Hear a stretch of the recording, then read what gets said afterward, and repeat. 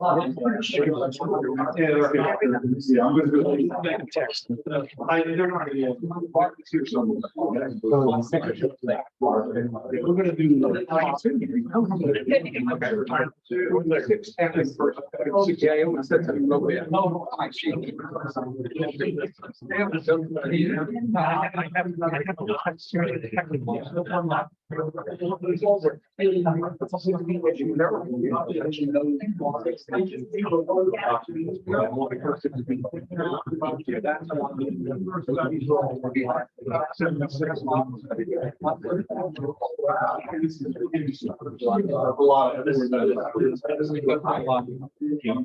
Golden survey.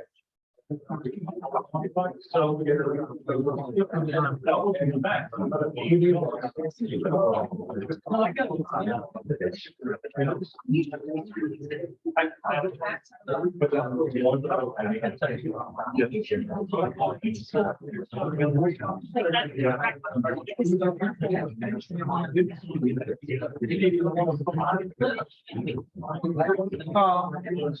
we can. I'll sell it. It's pretty well done. Yeah, so you have to take it. That's why it's you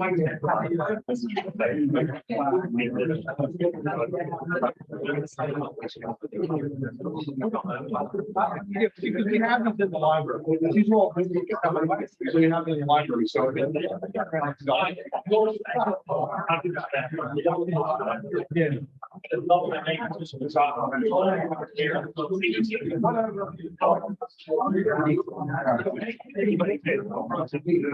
all proceeds are club.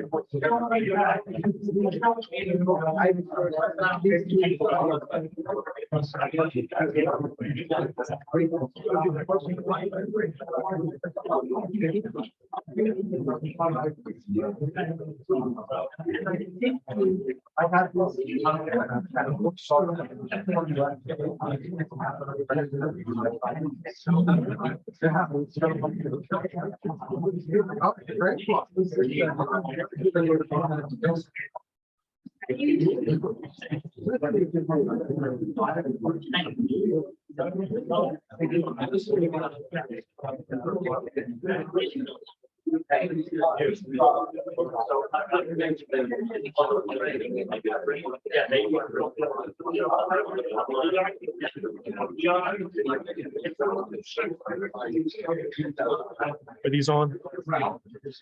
He's on.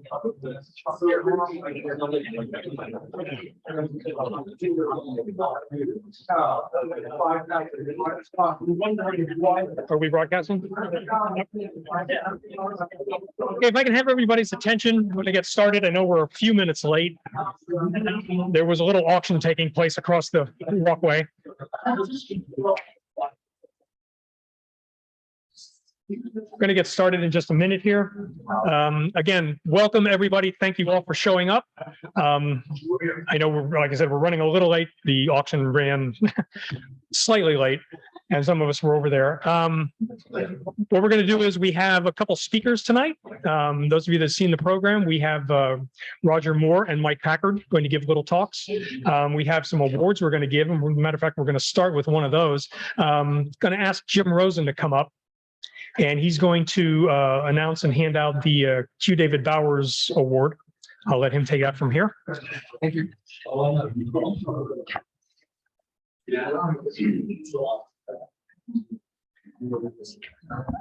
Good evening. For those of you who don't know me, my name is Jim Rosen, and I am chairman of a committee consisting of Jack Howes, Bruce Smith, Leo Shane, and Ray Williams. And 4 years ago, the C4 board asked us to gave us a responsibility to select an individual to be the recipient of the newly created Q. David Bowers Award for Excellence in Colonial Numismatic Research. Clearly, this was not an easy task, as there are so many individuals who have done extraordinary original research in the field of colonial numismatics. In 2019, Chris McDowell was the first recipient of this award for his research into the link between speculation in public securities and Connecticut coppers. In 2020, Gary Trudgeon was our next recipient for his original research into Samuel Atlee's New York City Brewery and Mint, as well as decades of research on Machen's Mills coinage. Last year, Eric Goldstein and David McCarthy were selected for their work on the heritage of the Continental Dollar. And this year, our committee had the pleasure of choosing Julia Casey as this year's recipient for the award for her research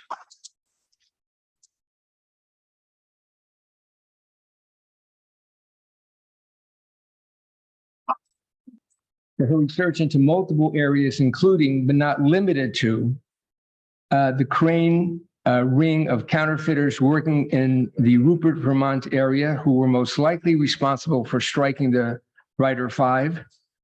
Additionally, her very important article in Gene casted significant doubt about how past numismatic scholars interpreted a 1776 newspaper report from a British officer surrounding the Continental Dollar.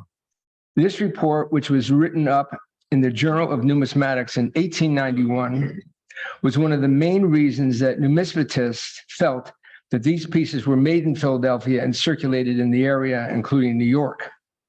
However, Julia discredited this letter, thus disproving this allegation. Her most recent article in Gene about Benjamin Dudley was, according to Chris McDowell, probably her best article to date. And for those of you who haven't read it, it's really spectacular. Julia has authored and co-authored a number of groundbreaking articles in Gene and is a frequent contributor to the Asylum. Now, as many in our club only know Julia from her writings in Gene and the Asylum, let me tell you a little bit about this person. First of all, she's a great lady. I've been fortunate enough to get to know her over the past couple of years, and she's outstanding in all regards. But Julia is a lawyer by trade. She collects and is heavily involved with the non-regal counterfeit halfpence group, and she has written quite extensively in the Asylum. Civil War tokens are also on her docket, as well as blacksmith tokens. Dave Bowers noticed her through her writings, and she has collaborated with him on a number of projects. Chris McDowell recognized her talents early on and placed Julia on the editorial board of Gene from its inception. And C4 is not alone in acknowledging Julia's talents, as she was recently inducted into the prestigious Rittenhouse Society this past August. So Julia, please come up and accept your award. Well deserved.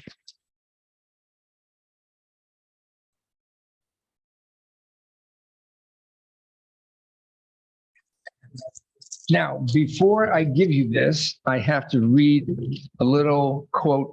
David Bowers contacted me, and I have this little quote. I'm sorry, how's this? Okay, good. Okay, so this is from Q. David Bowers.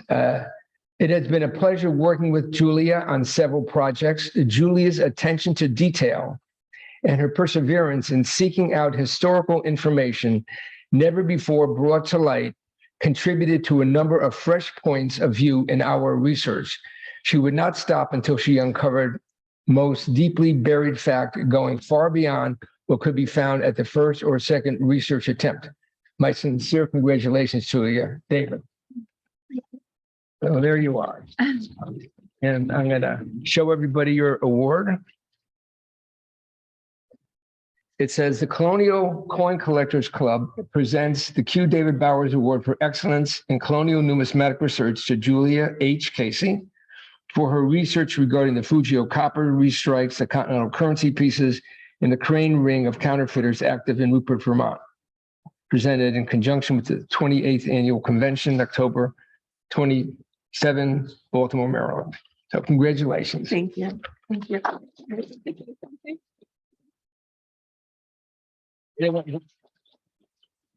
These are pleasant stories. No, I don't think we should talk right now. Pardon? You're fine. All right, thank you, Jim. Congratulations, Julia, very well deserved. Next, we have some awards to give out. Those of you, I mean, obviously everybody, I think everybody in this room knew Sid. In late, I believe it was 2020, the board came up with an award, the Sidney F. Martin Publication Award. I may not have the exact title. And then unfortunately, due to his passing, it is now the Memorial Award. We had, and those of you can see over there, we had medals struck. Dave Menchel kind of spearheaded that, getting medals struck. We had a special nickel silver, I believe it was, medal struck for the Martin family, which will actually be presented to them tomorrow night at the Stax reception. But what we also did was these medals were going to be given to authors of C4 publications, primarily C4 publications, that presented just an advancement in the field for which they were being published. And the first two awards, and unfortunately the medals did not make it here this weekend, so we have to work off a picture for now. But the first two awards were given, the first award was given to Randy Clark for his recently published Connecticut book. The second award was given to Roger Moore for his Virginia book. So each of them will be receiving their awards. The actual medals that each of them will be receiving are the lower pictures up there and then the common reverse. If anybody wants to stop over and take a look at them, they can. We'll try to keep that up for a while. But both of their works were just leaps and bounds above what was out there available for each of their respective series. And Roger, Randy, I saw you come in the room. If Randy and Roger could just stand in case anybody doesn't know who these gentlemen are. These are our first two recipients of the Sid Martin Publications Award.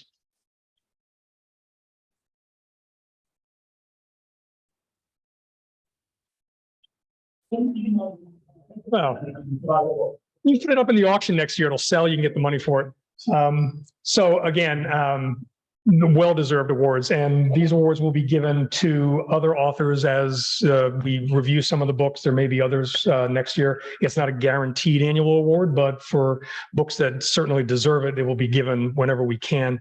And if they're given out in the middle of a year, we will at least certainly make mention of it here at the next convention. Next, we have the awards for the speakers that are going to be tonight. Jim Glickman, if you could work your way up here. Jim headed up the committee of one, possibly, to choose the speakers or get the speakers lined up for tonight. And we have two excellent speakers. And I'll let Jim take it from here and talk about that. All right, I'll be very brief so we can get right to the speakers.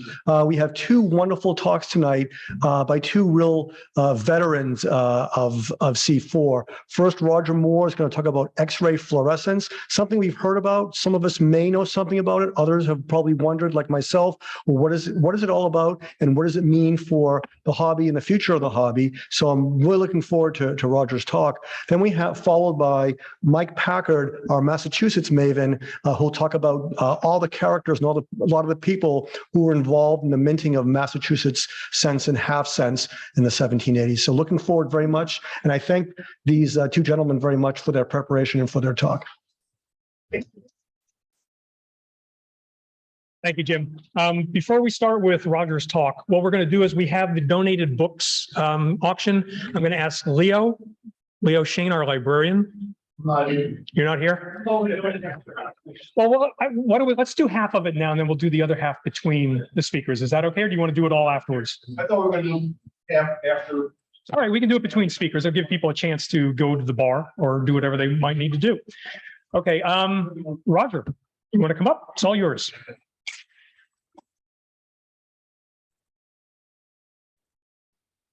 You might hold your applause until after you talk. Oh, She has to get through. we're loading the slides right now. I will tell you, a total surprise that I received that reward, and I very much appreciate it and thank you for it. But I will tell you that Julia, definitely, I have used Julia, her knowledge and her ability to research topics and do a deep dive into areas that I can't find. I come up against a barrier in my trying to find something, and asked her to take a look to see if she can find it. And she does every single time. So she has added significantly to some of the research you're going to be hearing about tonight. So when Jim came to me, he asked me if I would like to give a talk on X-ray fluorescence. And I said, well, I don't know how many people would actually want to hear that. And he said, well, I think there'd be a fair number of people that would come. So I'm going to gauge the response to his answer and how many people are still here at the end of my talk. The other thing I'll say is that when he called me, I have a disclaimer. That is that I asked Jim, saying, well, you know, there's a lot of people that know a lot more about X-ray fluorescence than I do. I use the data and I put it in my papers, but to actually understand the functioning of X-ray fluorescence, I bet there are a lot of other people that know about it. And he said, oh, I don't know. I think you probably know as much as anyone else. And so the answer I got was go for it. So here I am, I'm going for it. So what is X-ray fluorescence? Very basically, it's the shining of an intensified focus X-ray at an inanimate object. And it's usually a metallic inanimate object, though porcelain is being evaluated now down at Colonial Williamsburg in order to be able to trace its origins. So it can be anything that contains metal. And the thing about it that's of value in numismatics especially is it's fast. You get the answer within seconds. It's accurate. Standard deviations are provided for each of the metals that you evaluate. You can see that the standard deviation is usually less than 1%. It's simultaneous analysis of all the metals. So you don't have to do 1 shot, 2 shot, 3 shot. You get all the information at one time. It's non-destructive, which is really important for us numismatic individuals. We don't really want to have our coins hurt in any way. It's quantitative. Not only does it tell you the metals that are in that coin, but it also tells you what their percentage is in that coin. And finally, it's widely used commercially. So that means that if you have friends that are in any of a whole number of commercial areas, you can actually get your X-ray fluorescence done at a minimal fee or free at all. I go to a palm shop that I buy gold from, and the guy does all my X-ray fluorescence for free. So it's easily available. What are the problems with it? What are the drawbacks in its use? Well, depending on what machine you're using, there's a limitation in the scope of how many elements you can actually evaluate. Typically, the handhelds can do 20 to 21 elements, but it leaves off. There are 80 different metallic elements. So that means that you're only seeing a picture of the ones that are probably most common in the coins that we get. Second major problem is it's only surface analysis, and this is a real drawback. The problem with surface analysis is that if a coin comes out of the ground, it may have other impurities on it, and you don't really know what's inside. But the alternative is taking that coin, breaking it up, melting it, and doing the analysis on that combined metal that you're able to mix together. So this is a real problem for numismatics. We don't really want to have our coins either gouged or melted. Radiation. There is radiation involved in this, and we'll talk about that later. And finally, cost. Now, the cost can be big, or it can be moderate, or it can be small. Now, if we're talking big, yes. Can I add one more to your list? Certainly. False positives. sometimes elements can say it's something when it's actually something else. Usually you can factor that in, but. Yes, it depends on how good your detectors are. And we'll get into the actual how it works here in a second. I'll be fine. Now, this is a big machine. It takes up a whole room, millions of dollars. And this machine, if C4 decides to buy it, what I'm suggesting is that we use Leo Shane's guest room right next to his library. And I'm sure he won't mind. Alternatively, Ray Williams, right with Diane will be very happy to get that. All right. So what's the more appropriate sized ones that we can get a hold of? That other one, by the way, does a whole range of the metals in a much more exact way.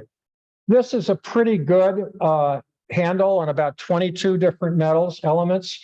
There are two different types. There's a handheld that's on the left side, and there's a desktop that's a little bit newer. Many of you aren't familiar with that, but that desktop I really like.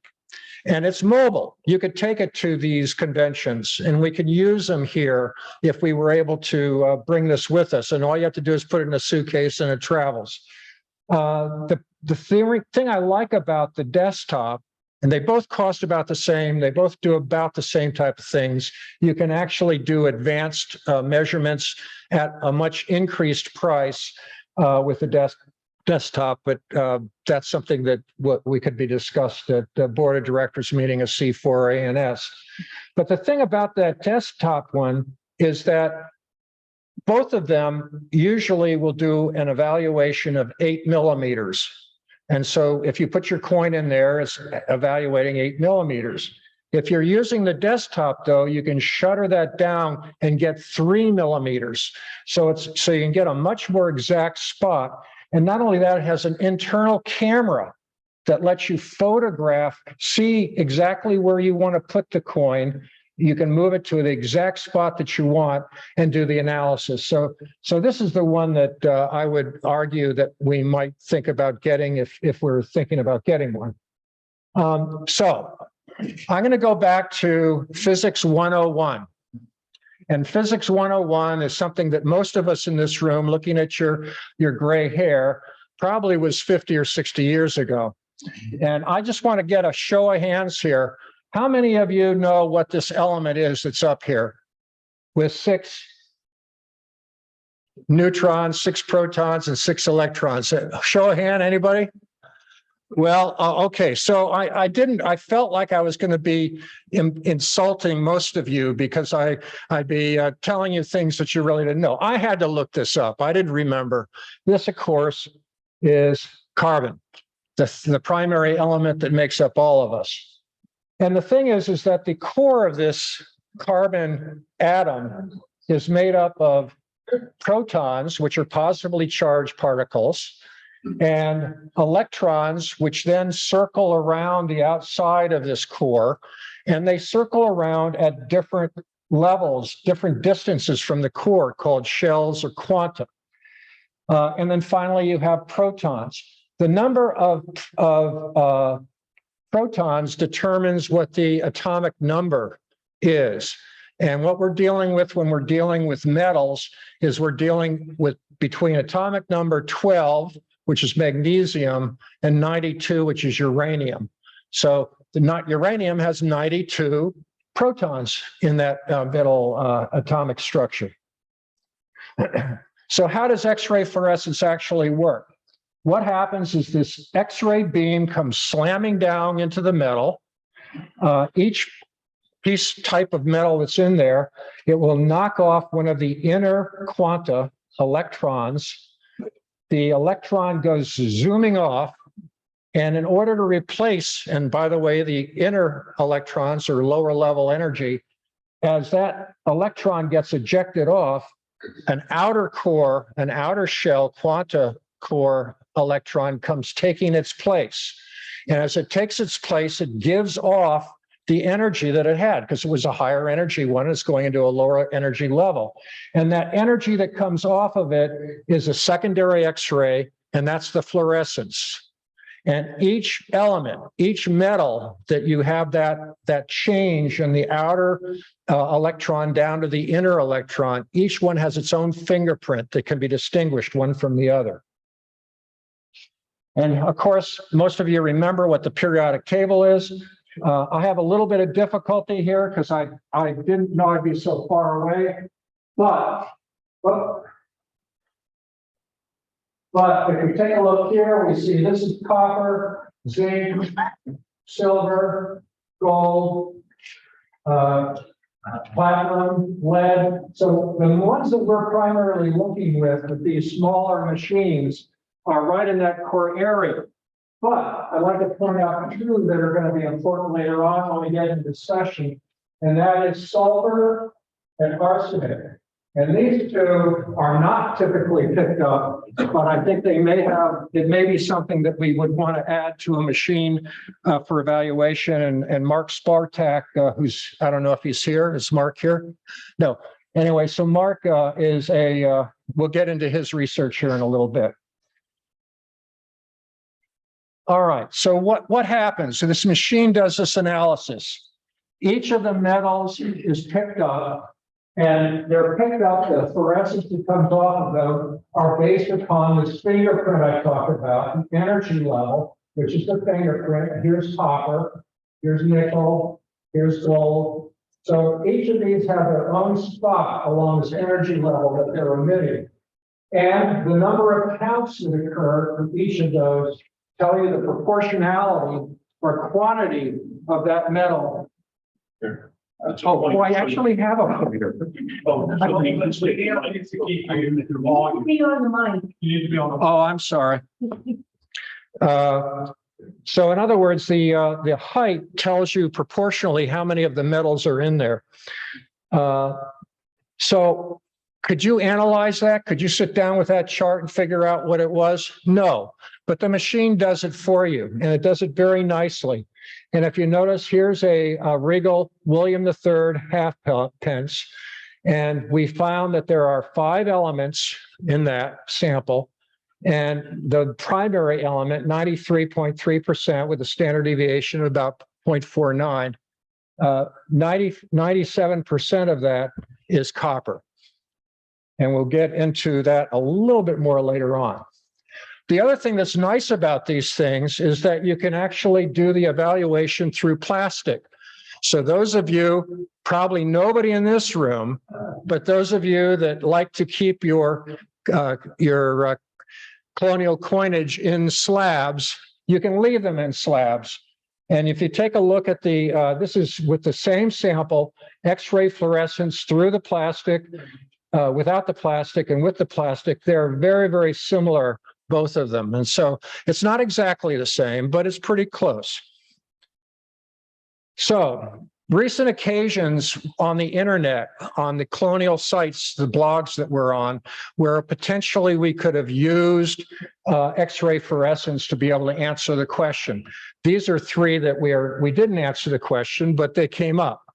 Now, Ricky Rose, who's a member of our British counterfeit group, he's also on the colonial coin group, posted this a year or so ago. And he basically said, well, I think that these are potentially these different metals based upon their coloration. And this being copper, pewter, brass, and bronze. Brass being, of course, copper and zinc, and bronze being copper and tin, but on the basis of color alone. Now, most of us that have dealt with coins that come out of the ground know that they can have a wide range of colors, and color is not a good way to determine what the actual elements in that piece and that coin are. So even though you can probably make a guess that maybe these are what they seem to be, until you actually prove it using X-ray fluorescence, I would disagree. Another thing that we use it for is determining whether a coin is a Regal grounder or a cast counterfeit. And this is particularly important because they look a lot the same. Mainly, cast counterfeits are usually made with a Regal coin that's impressed into the mold that the cast is made from. So they had the same design, the same look often. The second thing is that typically a cast will shrink after you pour the metal. As the metal cools, the metal will shrink. Well, shrinkage also will occur in a regal coin that's been buried for 300 years because basically the edge gets chewed away, and the weight also is reduced compared to what a normal regal would be because you have metal loss from that corrosion. And finally, both of them have surfaces that are picted. So therefore, X-ray fluorescence will be an excellent way to be able to evaluate whether or not a coin may be, not definitive, but maybe a cast or a regal counterfeit. And if Jeff Rock is here still, there he is. Jeff will admit that he was a major collector of cast counterfeits early on in his collecting career. He has lots of them now in his collection, and he wished he hadn't bought a lot of them because a lot of them are turning out to be regals. All right, and with us, a final one is Mark Mayhew posted this question a little bit earlier this year and said, does anybody think that this 8 real cob is plugged? Now, unfortunately, a lot of you sitting in the back may not be able to see this very well, but there seems to be a pretty defined plugged area here.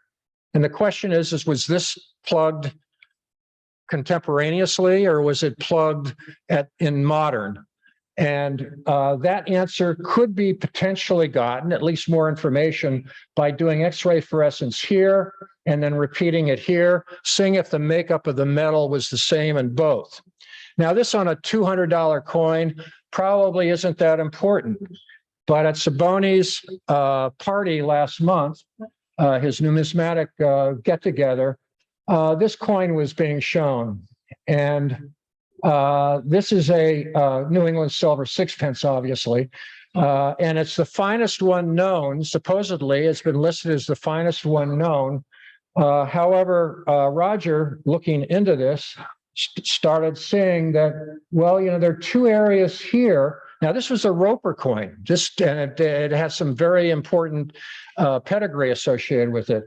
There are 2 areas here that well could be, and I'll show them to you, well could be plugs, in which case this may change from being the finest known to a lesser finest known, which may have a financially significant effect.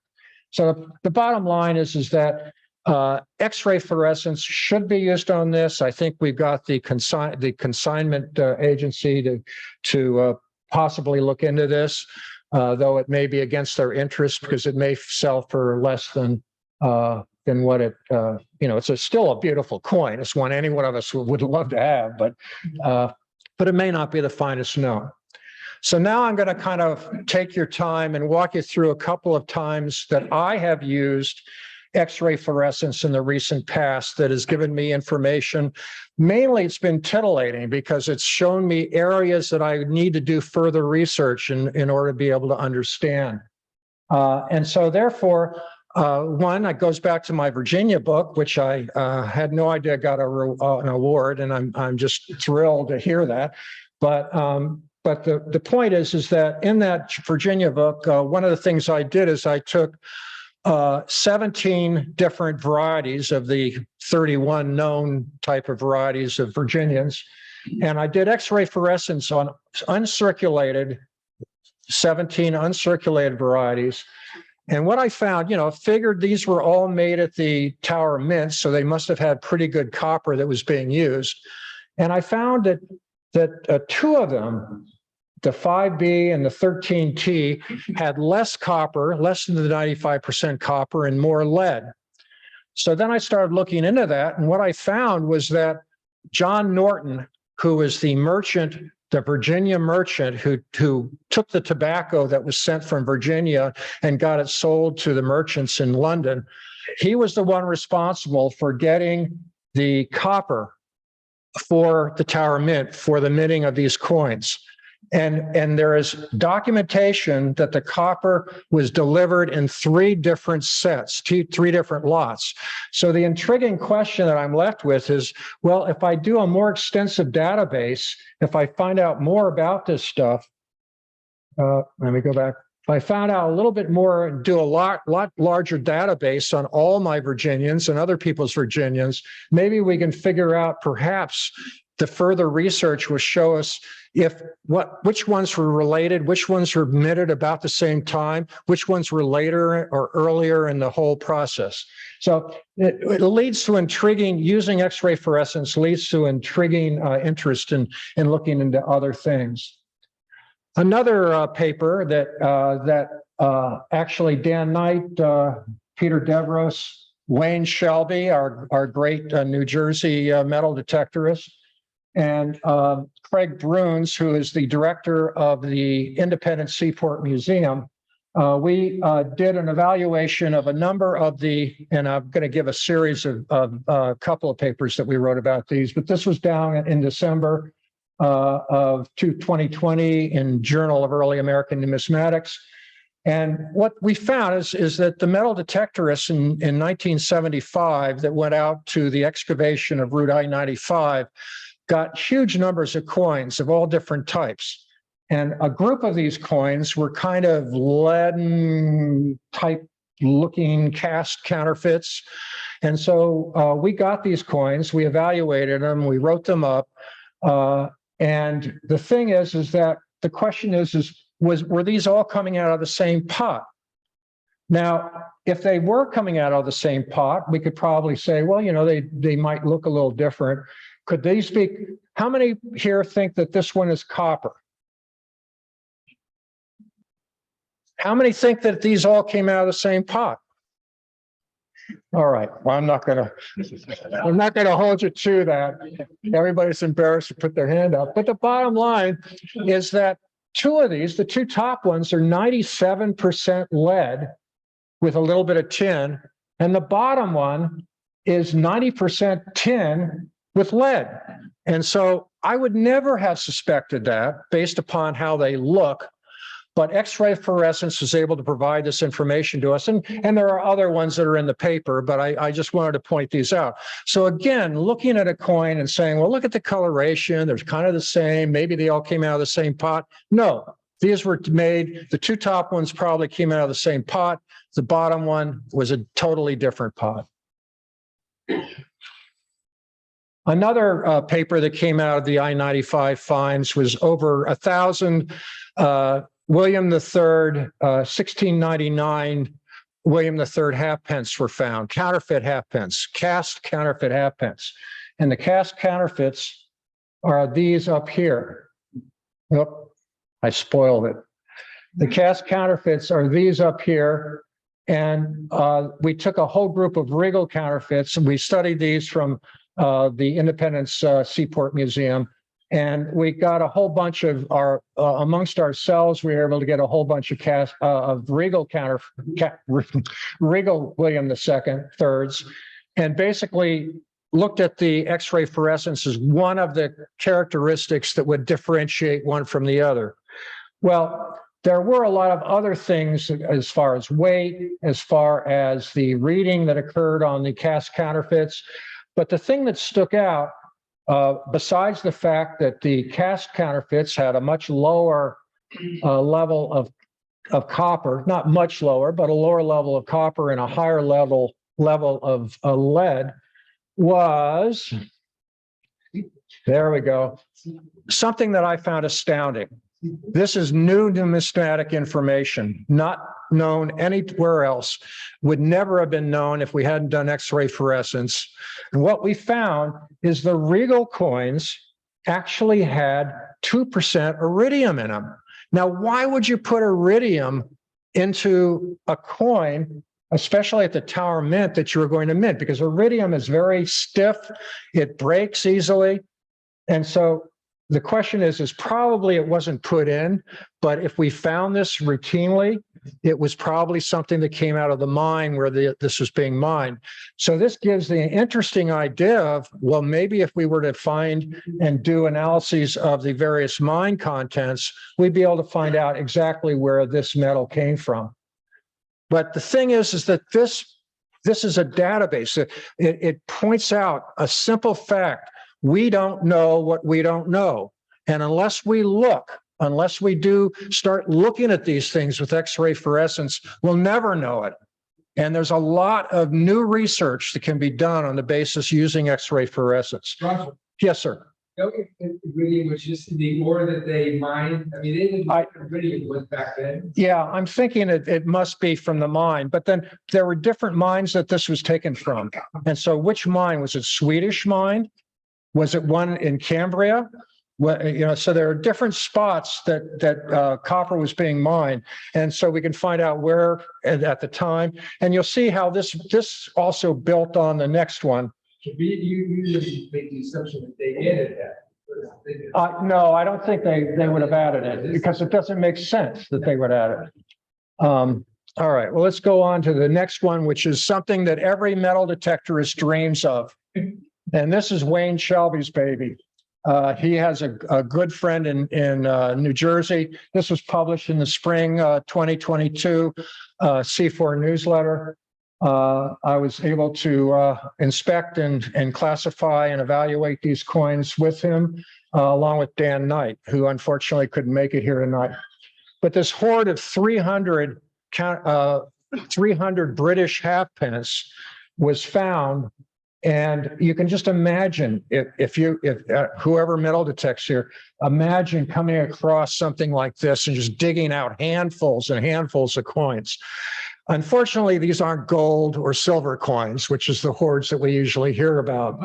And the general look of these coins were this, which is anything but really wonderful.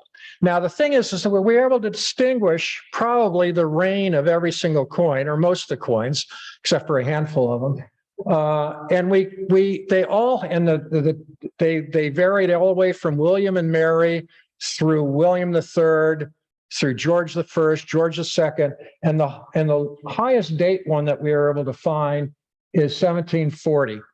So these were buried sometime around 1740. And the question came up as they all looked like they were regal. Well, how can you tell whether these are regal or not, or whether these are just a bunch of grounders, especially in a time in our history when 70% of the coins that circulated, copper coinage, was counterfeit? So why would you expect all these just regal coins, no farthings, no Irish, these are all British coins? Why would you ever find something like that? And that was still somewhat of a mystery, but we did X-ray fluorescence on a group of them, and we found that most of them had a very high copper content, very low lead content. But where this research, X-ray fluorescent research, kind of builds on itself is the fact that this previous study we did, remember, where we looked at the iridium? Well, take a look here. The William III coins, as well as William and Mary, had high levels of iridium also, which would point to them being regal coins. So even though we weren't absolutely definite that these were regal coins, this was another piece of evidence that would indicate that probably for some reason these coins were pulled out and all just regal coins and buried with probably the desire that they'd eventually come back. Now, the article's great, and Wayne headed that up and did a great job going forward with that. Here's another one that dates back to the 1975 coinage, that metal detected stuff that occurred during Route I-95 evaluation. Most of you probably by now know what this is. At the time, I didn't. When I wrote it up with Peter Devros, who's the person who metal detected it in 1975, and Craig Prunes, we donated this to the Independent Seaport Museum. It's the only manila that probably has ever been found in the United States that we can find documented. There was another one that was found broken at the same site. Peter found that one also. Didn't know what it was. Along with the hundreds of other metal objects that he found when he was metal detecting there, these were two that he kind of put aside until he saw a National Geographic article about them and figured out that, well, that's what this thing is. Now, what's a manila? A manila is a currency that was made in the European countries, primarily in order to give, in order to use and trade with West Africa. And West African trade, it started off in the late 1400s.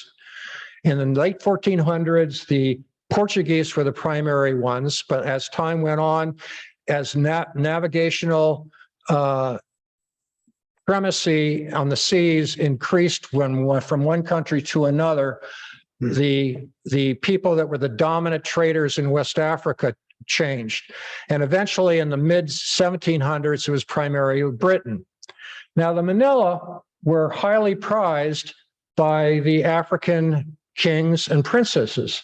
It was noticed, and that's the reason why hundreds of thousands of these were made for trade. And you could trade early on, you could trade one of these for an elephant tusk or a cup of rice, a cup of, salt.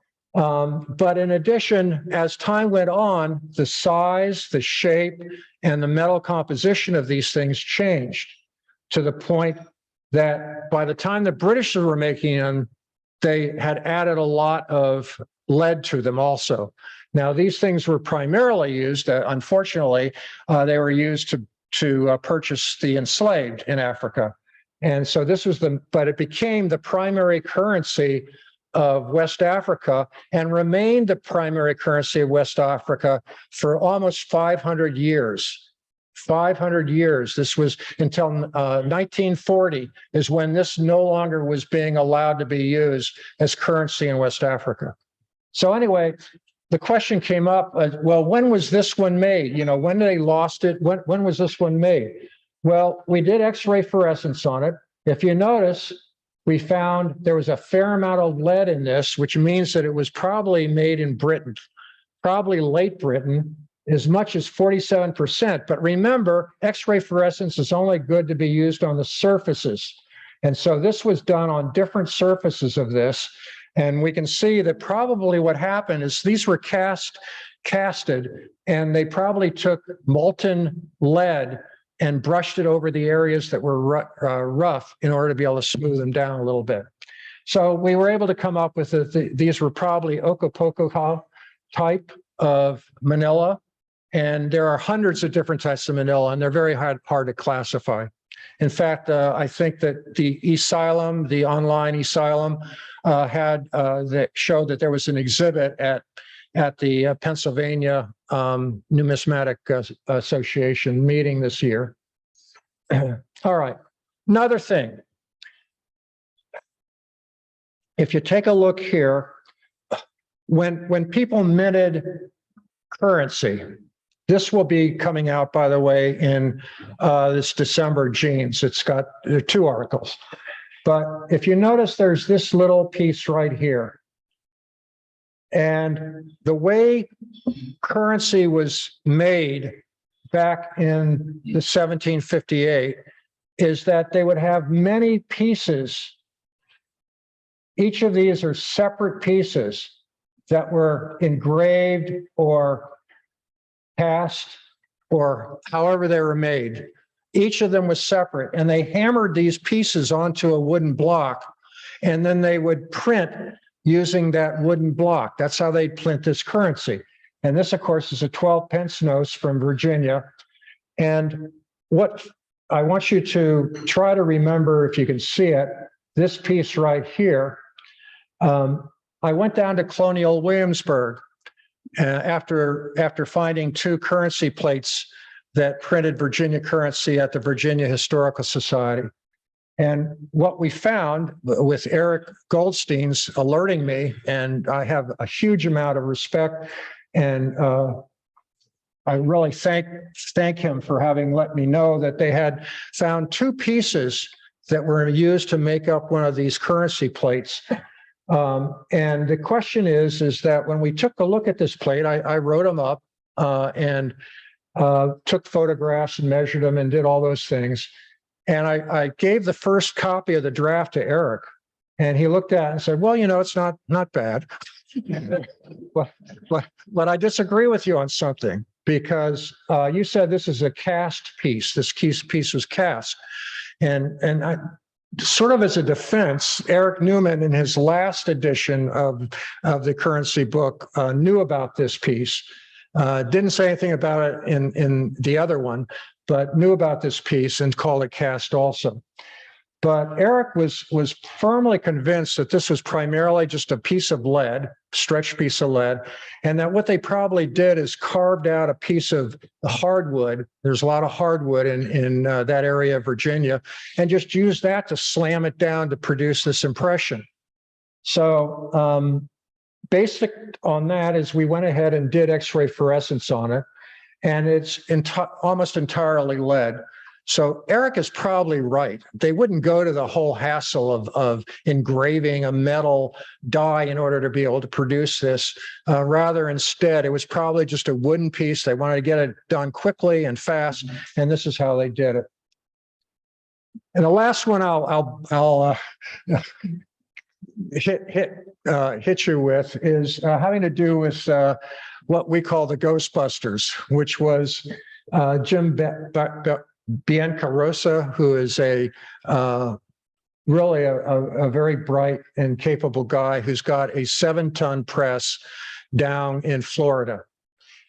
And there was an internet exchange having to do with, well, why would you get on a uniface coin, why would you get this kind of figure on the back also? And this is, by the way, it looks like it's pushed out, but it's actually indented.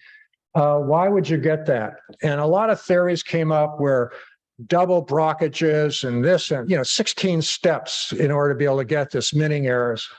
And Jim and I said, well, it's got to be easier than this. So he used his 7-ton press as well as a brute force in using a sledgehammer. And we were able to reproduce this, but not in any kind of a specific, detailed, and unified way. So we decided we'd try to get a flywheel screw press. And the only one that was available is Dan Carr, who is a California engraver. He engraved 2 of the Washington, the new state Washington quarters. His designs were accepted for that. And he's really a world-class engraver, and he has one of these flywheel presses, and he agreed to do this at cost.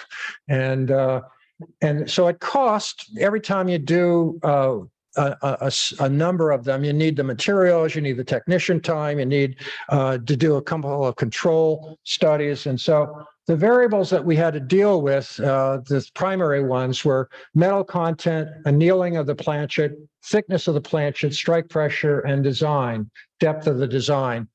And every time you have one variable with 2 possibilities that you can use, a high pressure and a low pressure, deep design, shallow design, each time you have one of those, there's an exponential increase in the number of tests that you have to do, test strikes you have to do. So for just one of these, it would be 2 test strikes. For 2 of them, it would be 4, 8, 16, 32. So if you can eliminate them, you can, if you can kind of say, well, we're going to make this a control and we're going to eliminate those variables, it means that the number of strikes you go down and the number of cost of you doing the experiment goes down. So we were able to get rid of metal content by doing X-ray fluorescence and finding out that the examples that we had that were copper were all high quality copper. They all had more than 90% copper. So we decided we just use pure copper planchets. Annealing of the planchet, there's no way to know. Every counterfeiter or every Regal person that was producing these things, there's no indication of how they annealed them. So we decided we're going to just anneal them all. And then we use basically just thickness of planchet, strike pressure, and depth of design of the engraving. And therefore, we only had to do 8 strikes. We did them in triplicate, and basically that cost $1,000. And it is what it is. Now, I know that you're all sitting on your chairs. If you haven't read this paper, which was in the last Journal of Early American Numismatics, no, you're all thinking, what could possibly be the most, what did they find? Now, I'm going to ask Chris, can I tell them, or should they just get if they're not a member of ANS and don't have genes, I should maybe let them sit on their seat? Go ahead and tell. All right. The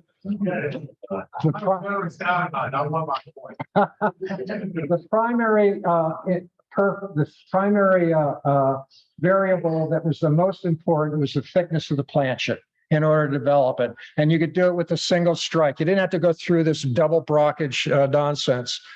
All right. So some future research requiring, how much time do I have left? Because I haven't really been keeping. I just have two. All right. I'll just go quickly through this. Mark Sportak is probably the single expert in patent farthings in the United States. And he has the finest collection. It's a whole new area of research that he wants to do. And he thinks that the copper that was used to produce these was also the copper that was used to make the hog pence. And so he'd like to do X-ray fluorescence. He knows that the sources of copper that were available in the 1600s under King James I and Charles I were the Cumbria, Cornwall, and in Sweden, the sulfuric. And the point is that arsenic and sulfur are what he really needs to be able to discover in order to be able to see what was the source of the copper in these. Unfortunately, most of the machines that the small ones that I talked about aren't going to provide this information. They probably can be upgraded to be able to give this information, but you're doubling the cost in order to be able to do that, according to Thermo Fisher, who makes these machines. So this one may have to wait or have to go to one of those big machines that's in Leo Shane's guest house. Another one that I'd like to finish, it's a paper that I wrote 3 years ago before COVID. They had to cancel my visit down to Preservation, Virginia, which is the site where they keep the coins that are found in Jamestown with the excavations in Jamestown. But I was able to get down there after COVID, and they had 28 of these that were found in Jamestown. I did the photography, the measurements and everything. I wasn't able to do X-ray fluorescence because they don't do it there. And they're very difficult to get it out of the president. They won't let the coins leave. So the only way I'm going to ever be able to get the X-ray fluorescence and finish this paper is by taking a machine down there and doing the analysis. And that's what I'd like to do. However, I did buy a number of these coins myself. I have 12 of them. And I did, and the major person who has done research on these is Michener, who is in England.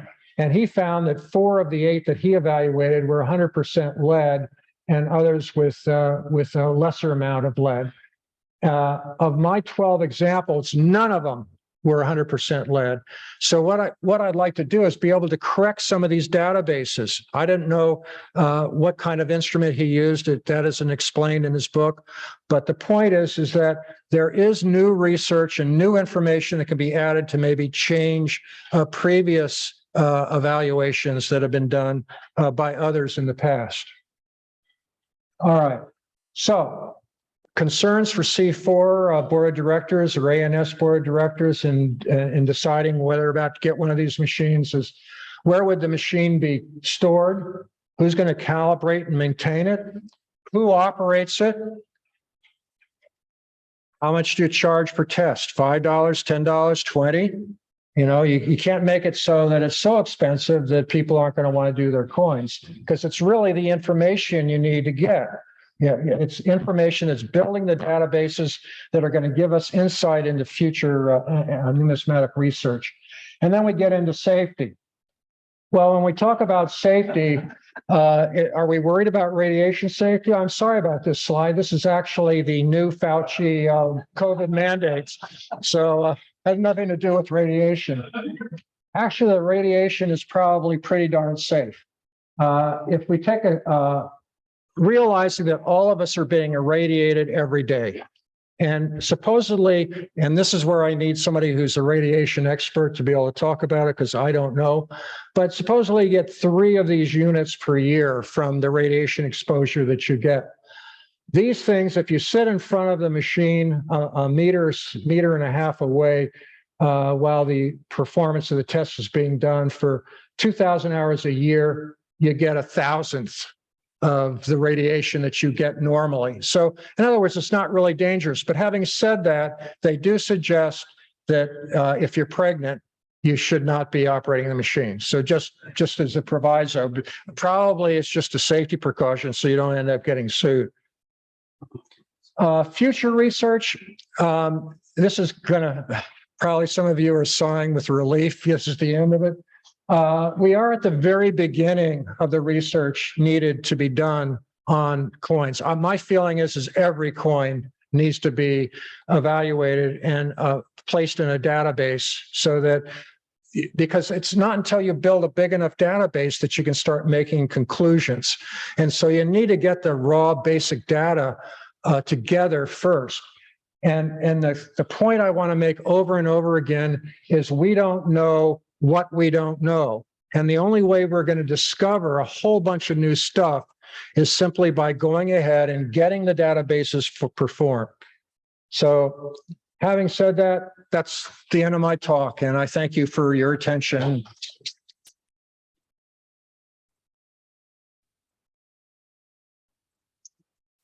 And I'm open for, if there's any time, I'm open for questions. Yeah. I have a couple of questions. Yes, sir. All right, somebody else. Will, go ahead. I'll let you to pull who you want to ask. Let's start. Well, one of them, some years ago, Phil Mossman did a study where he looked at the wear on St. Patrick halfpence. And I think he concluded that the halfpence versus farthings, and I think he concluded that the halfpence were more pure copper, so they didn't lose copper so much as it got pressed into the coin versus farthings that lost copper.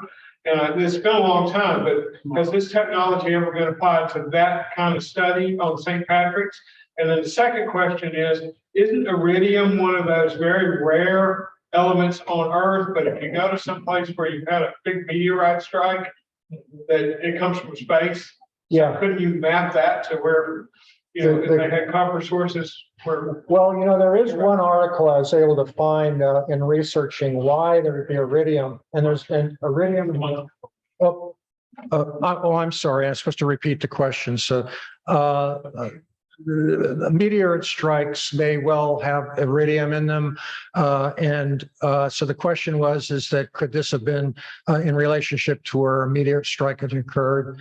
And then in addition, both the St. Patrick farthing and halfpence were looked at, and it looked like the farthings had a higher copper content than the halfpence, or the other way.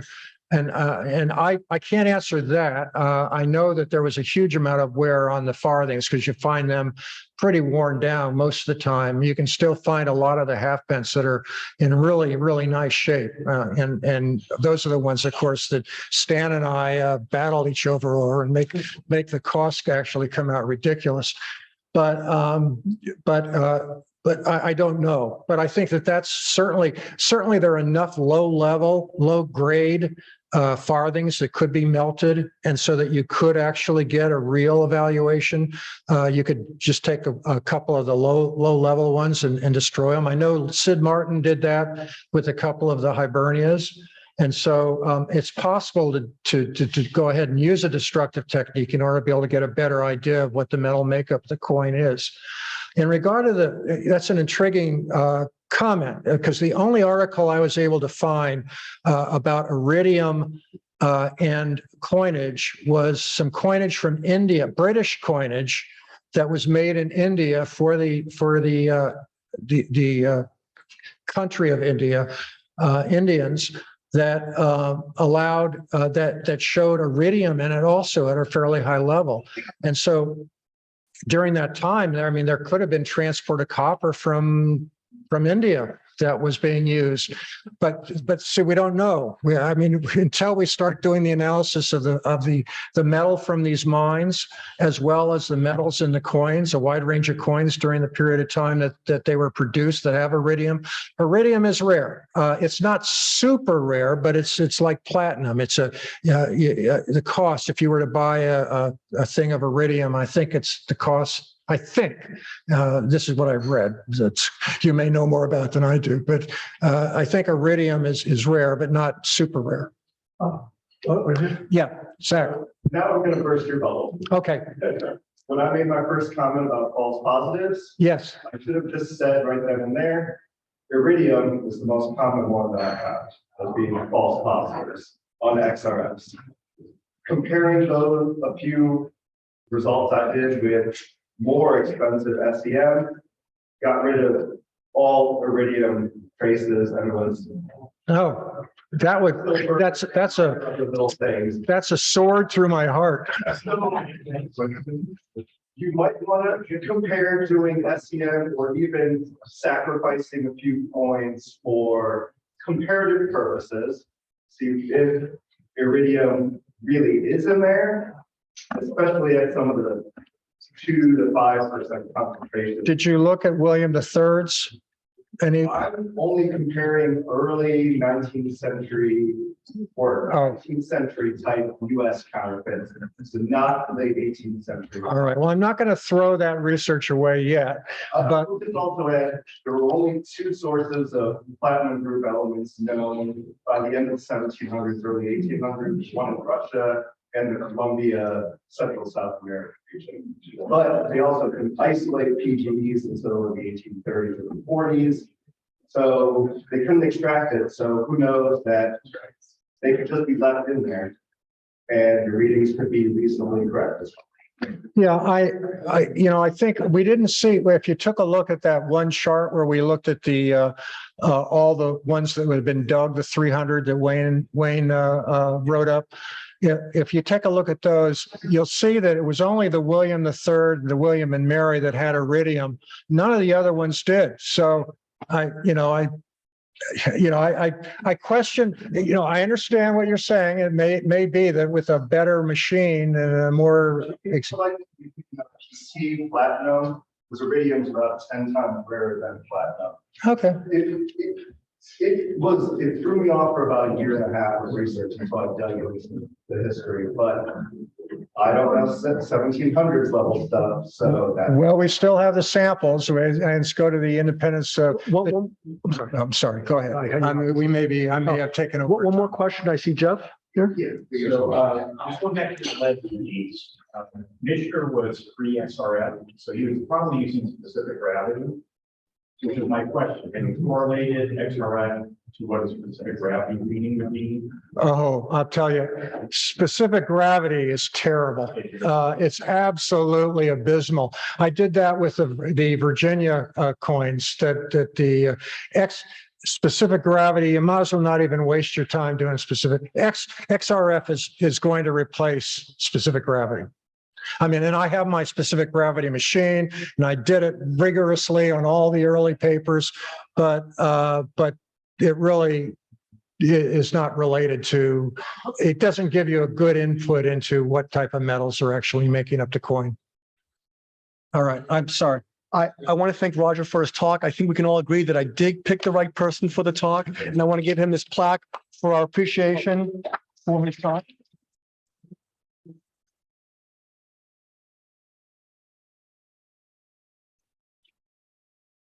Excellent job. Thank you, Dr. Moore. Thank you.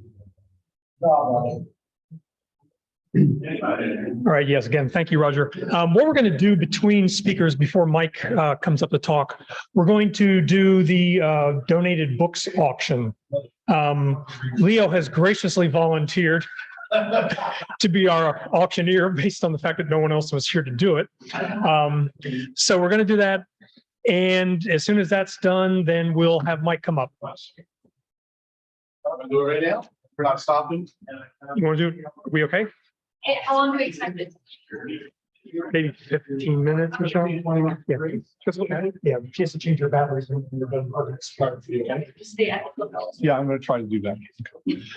All right, this is what you've been waiting for, right? I don't hear anybody saying anything.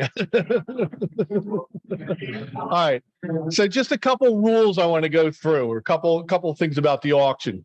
Here, I gotta read them, I'm sorry. I can't remember anything anymore. Okay.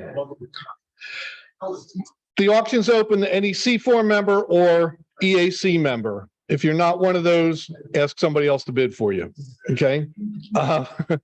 Grading, when I mention a grade, it is book grading. It is not coin grading. There's a difference. Like good is actually a pretty good looking thing. Very good is a very good book, okay? In good condition with little wear. Some of the books have club stamps on them because they're part of the C4 library or the EAC library. When the EAC disbanded their library, they gave us some of their books, and they'll have property of inside. So I'll mention those as I know, but I can't be 100% that I've got them all. There's no buyer fees. Okay, what you bid is what you're going to pay. Okay. Payment is expected today or tomorrow, okay? You ain't gonna get them and you better pay up or I will come and haunt you, okay? Just so you know. Let's see. Shipping. If you're worried about shipping, don't be.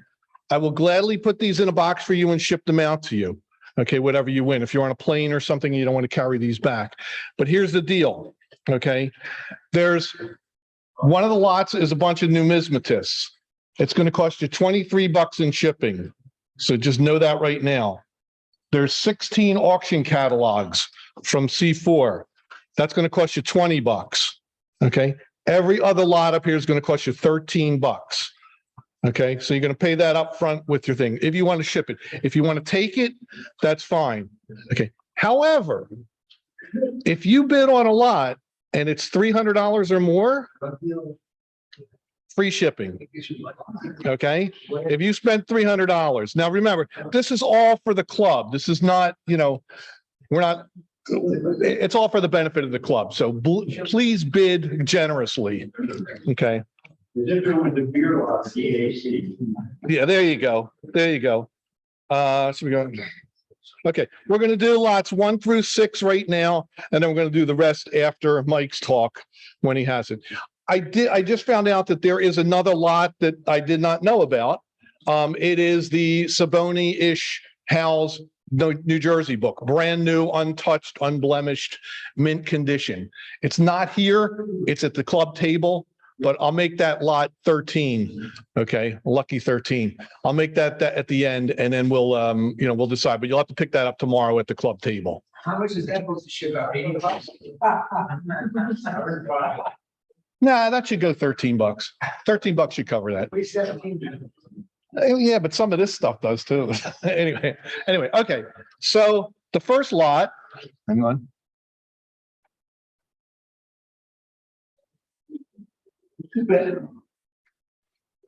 Too bad Chris isn't here, but anyhow.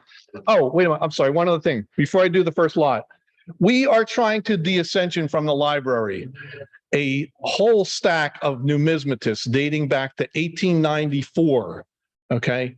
And to the present, we don't have everyone, but we do have a lot of them. A lot of them in the 1800s, a lot of them in the 19 teens, 20s, 30s, all that kind of stuff. If you are interested in buying any or all of that, come see me, please. We're going to entertain offers for buying part of it or all of it. So let me know if you have that. The other thing is we have copies of the Pennywise from 1980 to present. So we're going to try to, we want to de-ascension that also. Okay. Do I have competition here? David. You're killing me. Sit down. Sit down. You're killing me. Okay. So if you're interested in the Pennywise, again, any or all of it, let me know. We're very interested in getting rid of it. Because a lot of it's on the numismatic portal, so we don't really need copies. All right. Okay. So with that, okay, lot number 1. Okay. This is Barnsley's annotated hall, a descriptive list of coppers issued by the authority of the state of Connecticut for the year 1787. This was something that was done by the Foundation of the Interactive Research Working Document. This was given to us by, I think it was Jim Spillman. And there's not very many copies of these. And if you're a Connecticut collector, chances are you don't have this. Okay. There's very, very few of these around. So, okay. I'm going to open the bidding at $100. Anybody for $100? Pardon me? Did somebody say yes? Gotta raise your hand. I can't see. No? No? $100? Come on, it's for the club. $50. Is this what's up here on the screen? No, Yeah, no, $50. All right, $50. We got $50. One. How about 60? I'm not an auctioneer, in case you hadn't noticed. $60. Come on, $60 to the club. Where's Chris McDowell? Yeah. Tell them about this document. You borrowed these just before, the 2 Connecticut documents. This is the annotated hall document. You know what this is better than I do. You remember that? That's the only.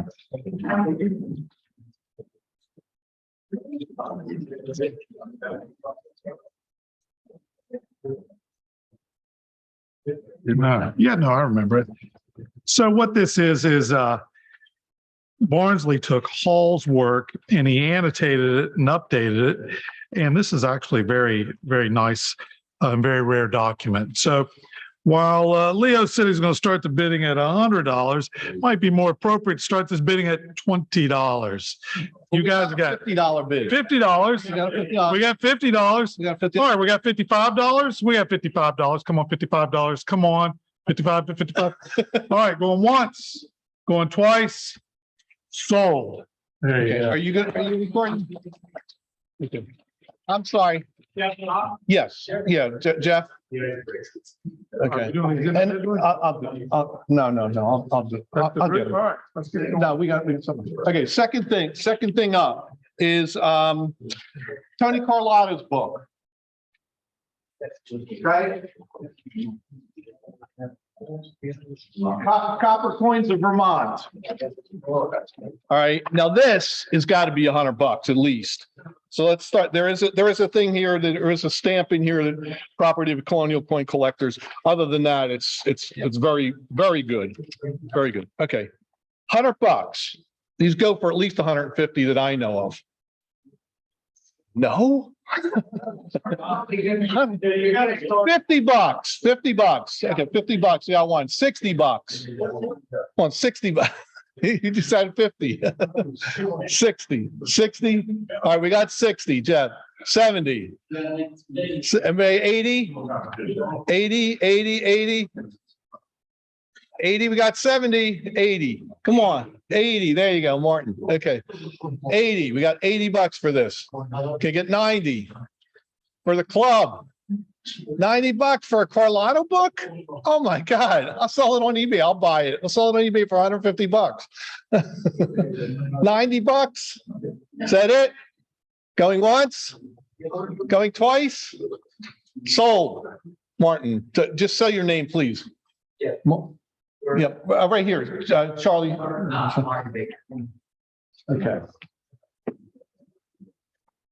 All right. Next thing we have is, okay.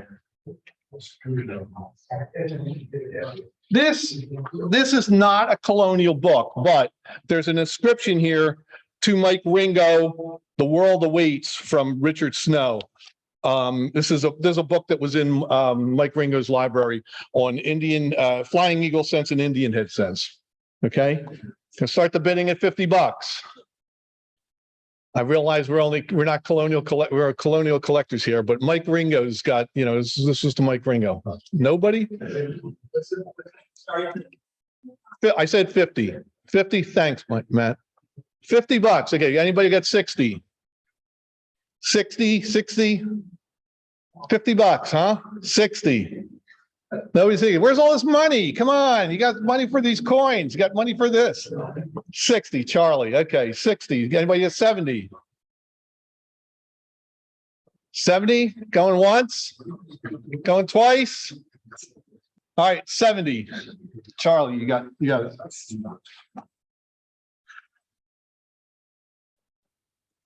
Okay, the next one is, this is another Barnsley thing. This is a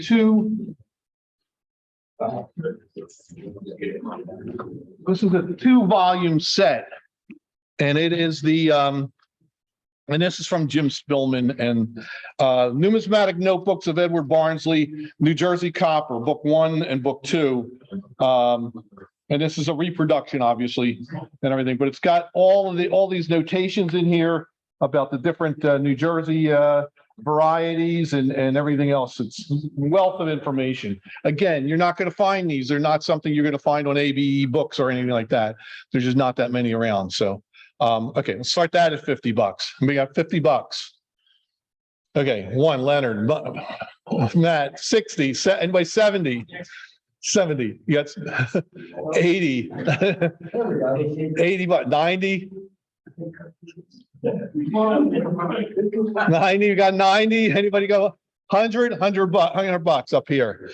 Okay, there's 2 of these. Remember, you get them both, not 90 apiece. 110. Okay, 100. Anybody got 120? Yeah. 120. Okay, 120 over here. 130. 150 is my last bid. 150. 160. You sure it's a wealth of information you're not going to find anyplace else? 160. 170. You want it, Frank? Are you calling a bid in?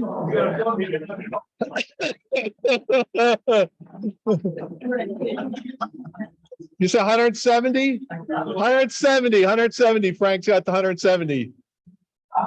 Leonard, I know you want this. 180. Frank? 190.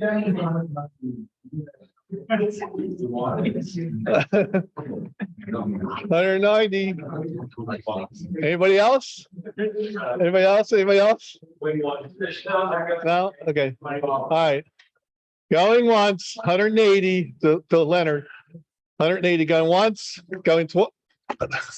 Okay, 190. Okay, 190. You want it for 200? Okay, 200. 200. All right. Going once, going twice. All right, 200. Leonard Massa. Thank you, Leonard. Thank you. Hey, thank you. Thank you very much. And then we got, let's see. Oh, this is the fun one. Okay.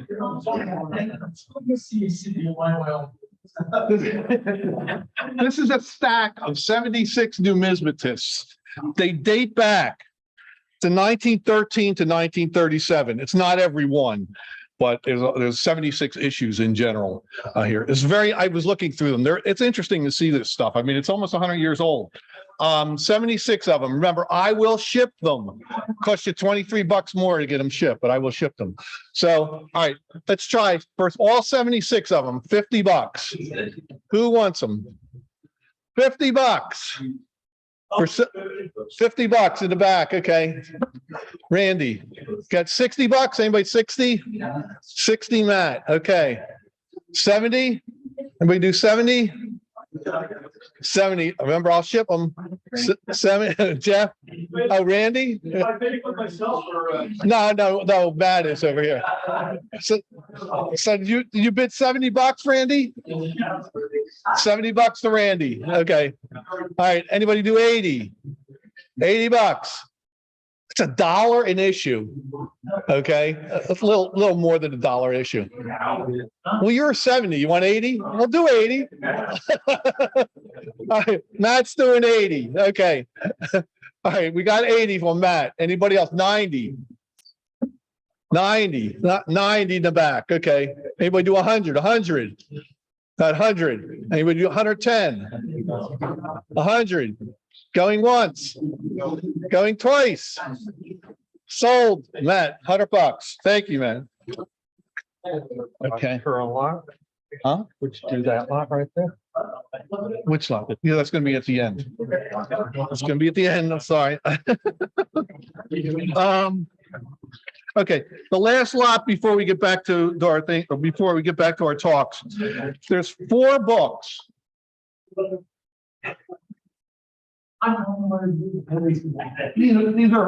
These are 4 books from the ANS.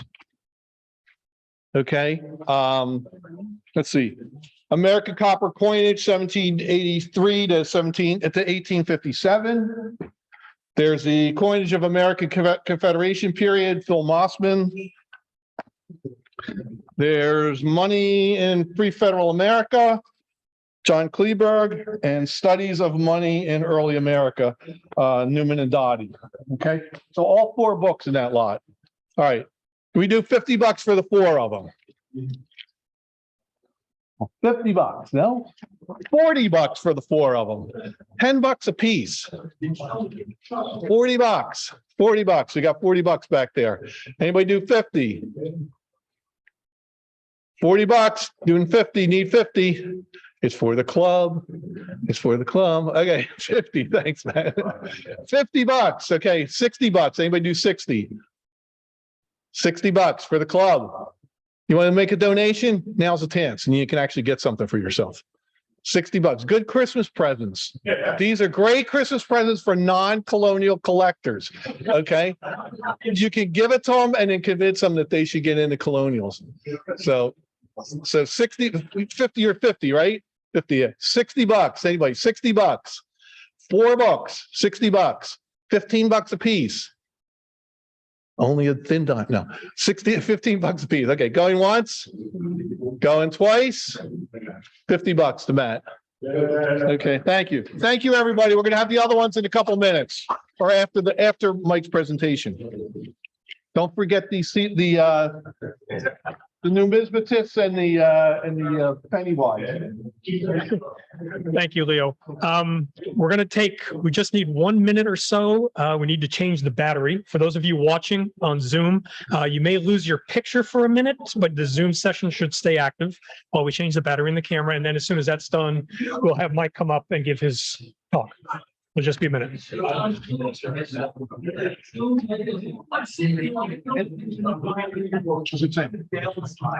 if you want to pay for your books now, talk to Charlie and pay, and then you can pick them up, or tell me you want to ship them, or however you want to do it. So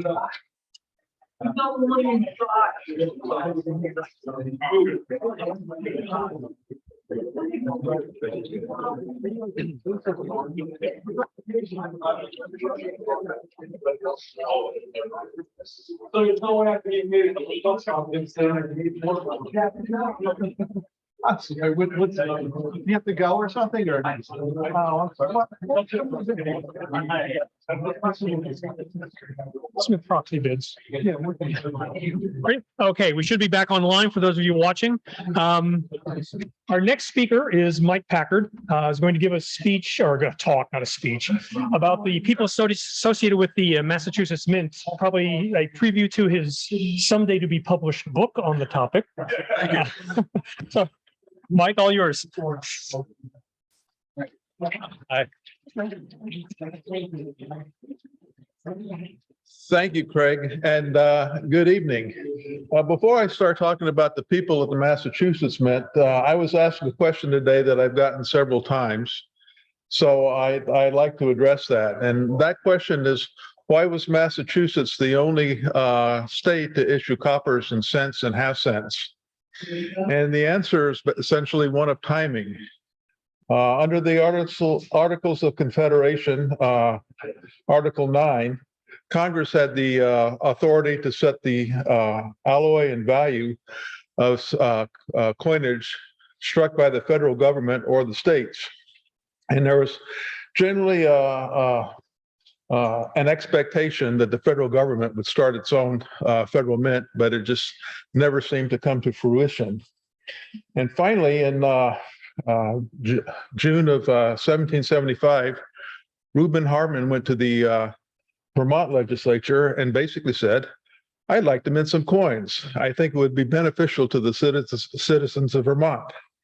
And they thought about it for a couple of days and they came back and said, we agree with you, go to it.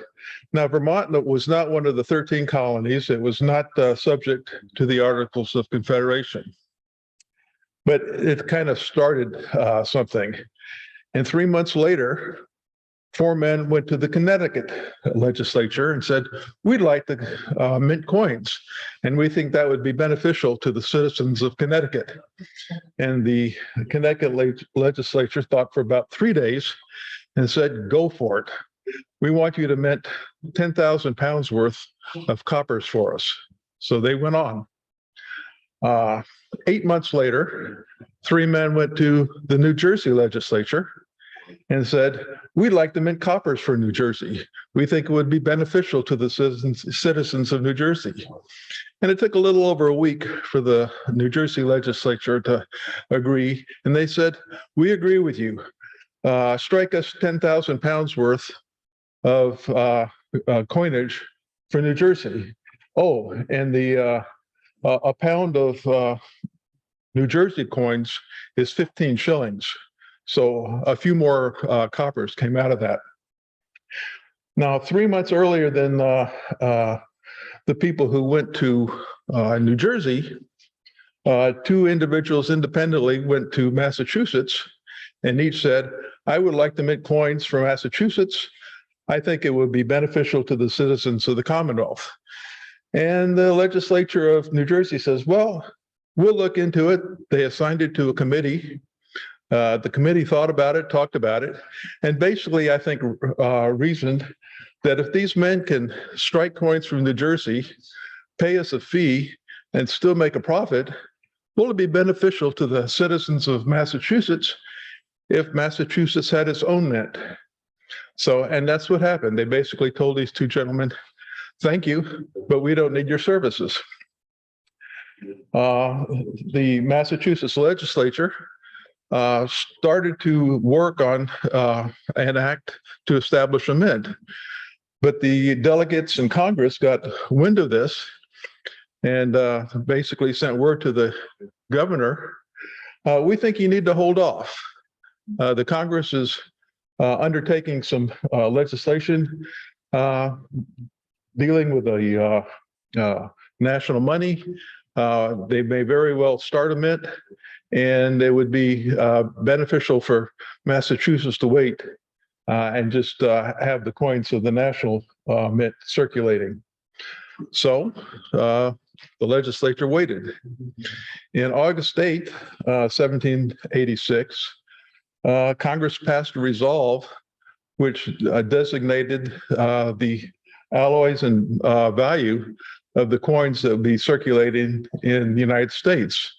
The primary coin was $1, weighing 375 and a fraction grains.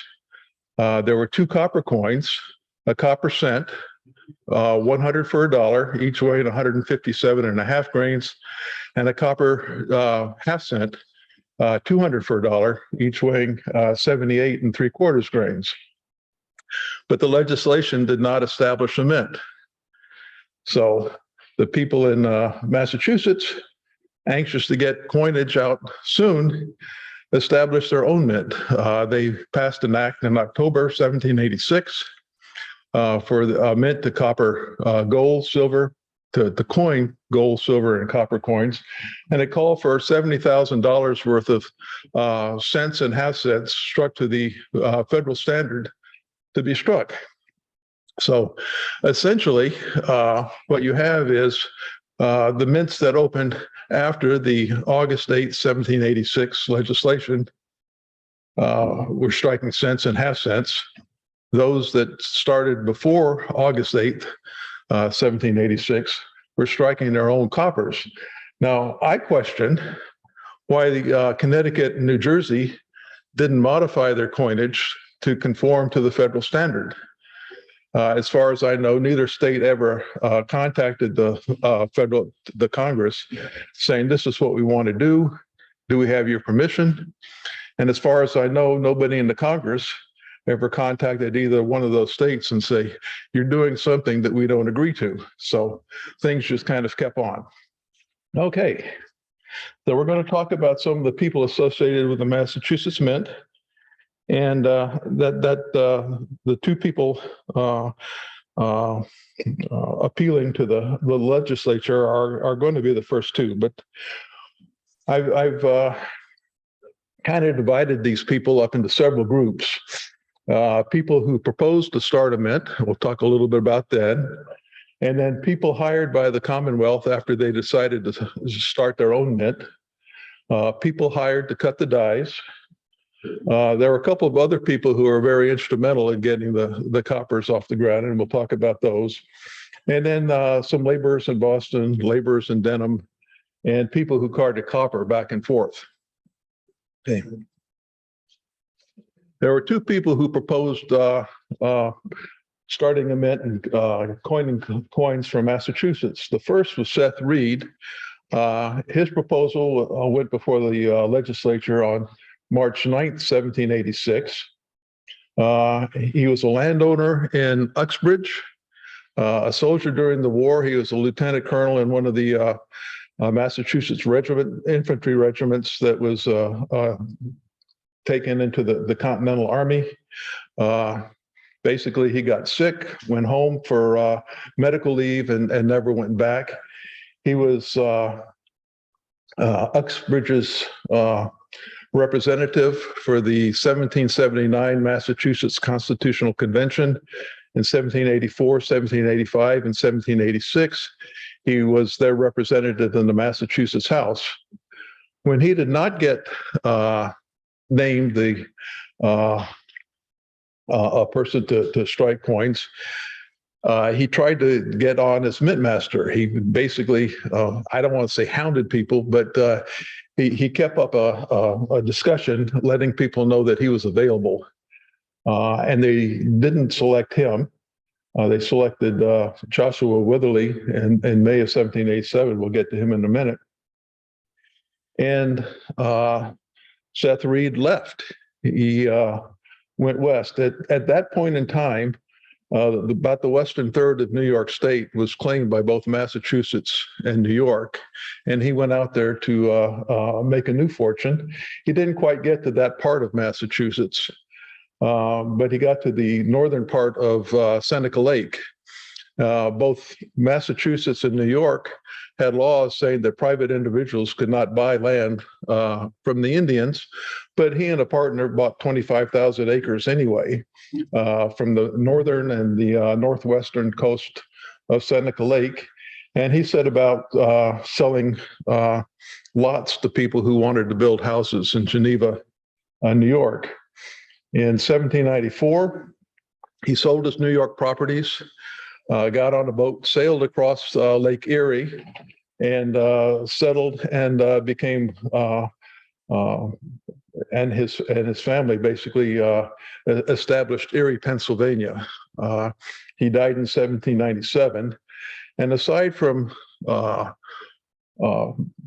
proposing to mint coins for Massachusetts, he had one other numismatic plus on his resume, if you will. The Treasury Department says he was instrumental in getting E pluribus unum put on early federal coinage. I've not seen exactly what he did to do that, but the Treasury claims that he did. Okay. A week after Seth Reed made his presentation for starting a mint, another fellow did, James Swan. And James Swan is an incredibly interesting character, and I'll talk a little bit about him, probably more than I should. He was born in Scotland. At age 11, he immigrated to Boston, worked in the counting house, He was very anti-British and was in a number of anti-British organizations. In December 1773, he put on an Indian costume and helped make Boston Harbor the world's largest teapot. He was a son of liberty, fought in the Battle of Bunker Hill, Breeds Hill, was wounded. After the siege of Boston was over, he became the Massachusetts secretary to Massachusetts Board of War. And the Massachusetts Board of War essentially was a group of individuals who tried to amass food, clothing, arms, ammunition, and other items needed by the soldiers and sailors of Massachusetts to carry on the war against the British. He became quite a scrounger in that regard. He married the daughter of a very wealthy Massachusetts merchant, Boston merchant. The father died relatively soon afterwards, and his wife inherited a lot of money. He became the administrator of his estate. The father had a partner who was unmarried and childless, and Swan and his wife convinced him to name them his heirs. And a short while later, he died. And Swan decided he would speculate in land. He bought the estates of a number of Crown supporters who had evacuated Boston with the British. He bought a number of islands off the coast of Maine. And he started buying land in Virginia. When the war was over, Virginia found itself owning all the king's property in the state of Virginia, and they wanted to monetize it. So they were selling large tracts of land, 20,000, 50,000, 100,000 acres at a time for 1 to 2 cents an acre. They would sell the land, get the money for that, and then they could tax the land and get more money. Swan went nuts. He bought about 6 million acres of land in what's now Virginia, West Virginia, and Kentucky. 6 million acres is a fairly large estate. It's approximately a little over 9,300 square miles. And as it turns out, one of the states in the Union, New Hampshire, is a little over 9,300 square miles. So Swan owns property basically equivalent to the state of New Hampshire. In late 1785, early 1786, there was a little bit of an economic downturn, and Swan found himself in need of funds. He needed to make money. And what better way to make money than to literally make money? So he applied to the Massachusetts legislature and said, I'd like to open a mint. And they basically told him no. So he and his wife sailed off to France, and he started a business where he would supply the French army with food, gunpowder, saltpeter. And it was a pretty good business. When the French Revolution came, he was good friends with a number of French nobles, and he helped a number of them that wanted to leave France to exit. They would put their household goods on the ships, perhaps buy some property from him, and sail off to America. A number of them got their property on the ships, but they were intercepted and introduced to Madame Guillotine before they had a chance to leave. And well, he had some nice French household goods that he could sell or use himself. When the French Revolution government came in, they needed somebody who could provide material from the New World, and he was very well established to do that. So France made him their purchasing agent in America. And one of the things they really wanted was food. There had been a couple of poor harvests. People were starving, and his ships carried a lot of food from America back over to France. France had problems with paying for some of this. They didn't have enough cash. So he arranged that for the estates of the noblemen, where there was still stuff in the estates, he would take that as partial payment for his goods. So he got liquors and tapestries and furniture and all sort of artwork and all sorts of good stuff. And he would sell that to the Americans. American was becoming much more prosperous, and a lot of people in America wanted these fine European goods. He made a lot of money. In 1795, France really had the revolutionary government really had a financial problem, and they tried to convince the U.S. to advance pay the debt that they owed France for the money they borrowed during the revolution. And the government basically said, our government basically said, no, we'll pay you according to the schedule that we agreed upon initially. Well, France talked to James Swan, and he essentially bought the U.S. Debt. He paid France and took over the U.S. debt.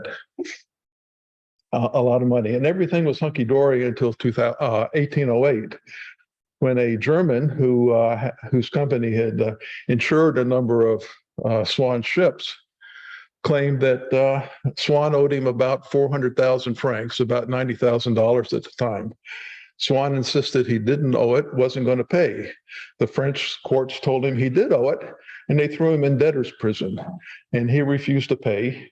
And he told his wife and children that they were not allowed to pay. And he sat in the French debtor's prison for 22 years, not paying his debt. He lived fairly well because he's a wealthy man, but still he was in debtor's prison. And he didn't get out until the revolution, the July Revolution of 1830 resulted in a number of the prisons being opened and people released. He got out of prison. He found his friend Lafayette. They had a short little chat, kind of hugged each other, and he walked back to his cell and died a couple of days later. So just a kind of a fascinating, and his wife is a very fascinating character too, but I've spent too much time on him. Okay, the next couple of people I want to talk about were people hired by the Commonwealth. Now we know that the act establishing the Mint was passed in October 1786, but Massachusetts didn't get around to hiring a mint master until May of 1787. They had a little something called Shays' Rebellion that they had to deal with during the winter of 1786-87, and that may have put them a little bit behind. Weatherly is a little bit of an interesting character. He was born Joshua Wetherell.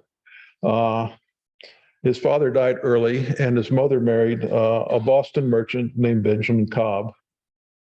Somewhere along the line, Weatherly changed his name from Wetherell to Weatherly. And I don't know what he did in the late 1760s.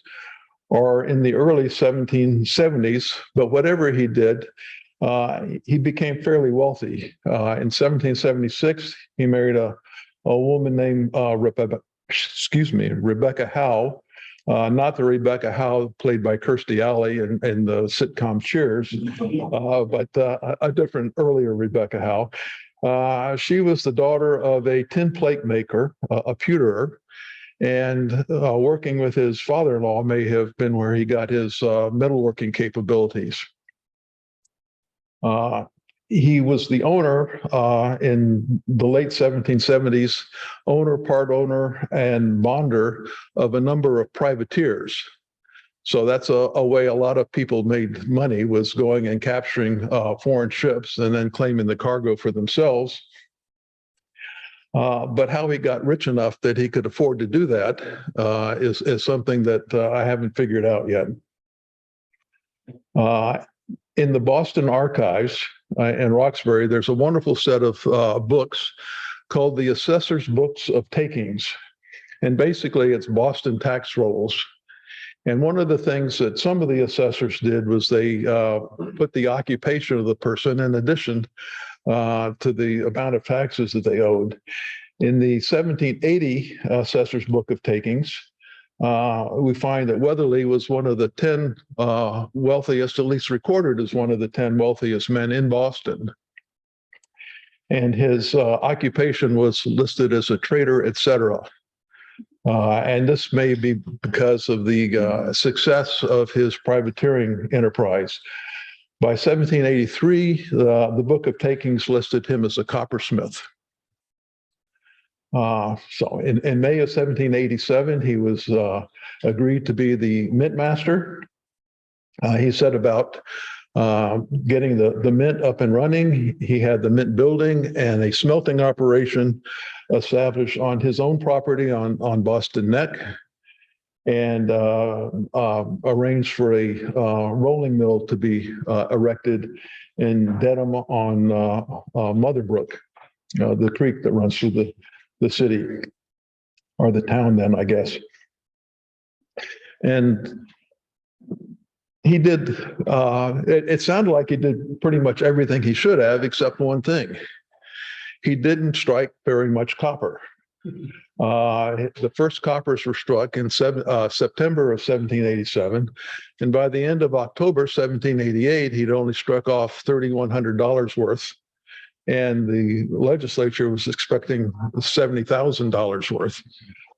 They basically told him, you're done. You strike off the copper that you have remaining and let the people go, and we'll find somebody else. But by that time, the Constitution had been passed, and that gave the federal government sole right of striking coins.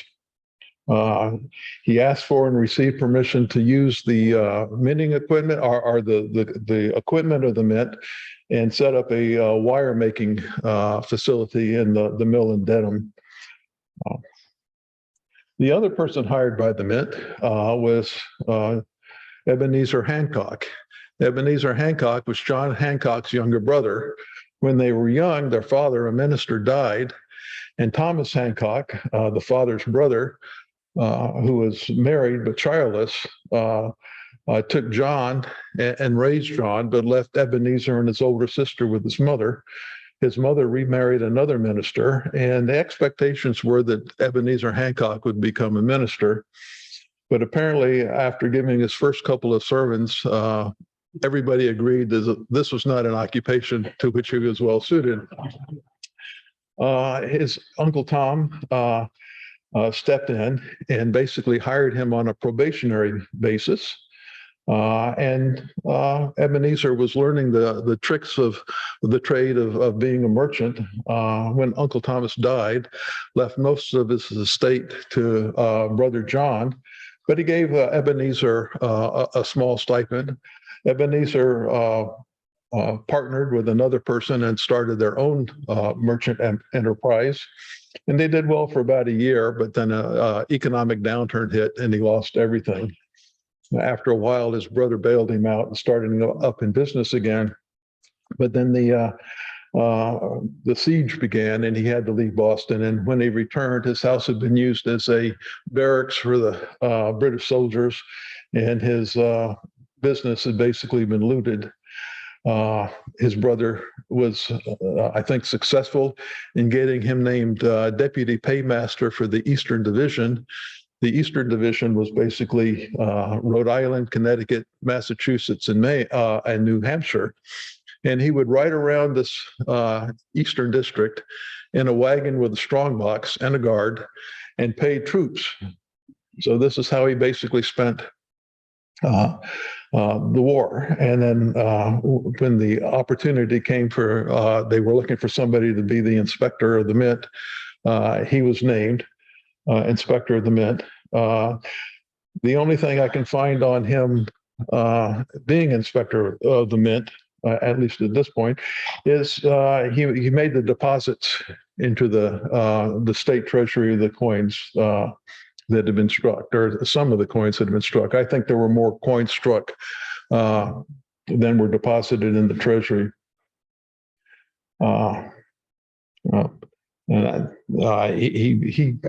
His brother continued to take care of him afterwards, so he had fits and starts in his enterprise. There were two people who cut the dies for Massachusetts copper. The first one was Joseph Callender. He was a pretty well regarded engraver. He studied under Nathaniel Hurd and Paul Revere. He's most famous for making book plates for individuals. Saying basically it's sort of, this is the property of so-and-so, and then a nice design. He cut 39 dies for the mitt. If you count the transposed arrows as one of his dies, and I tend to think that he did strike that die, even though the letter punches are different from anything else. Then we know of coins struck from 36 of his dies, actually 37, but one of the 37 was a die that had been recut. The writer K was recut into writer I. So there's still 3 dies that he produced that we don't know of coins struck from those dies. So there may be more varieties of Massachusetts coppers out there, not counting mulings that may be in existence.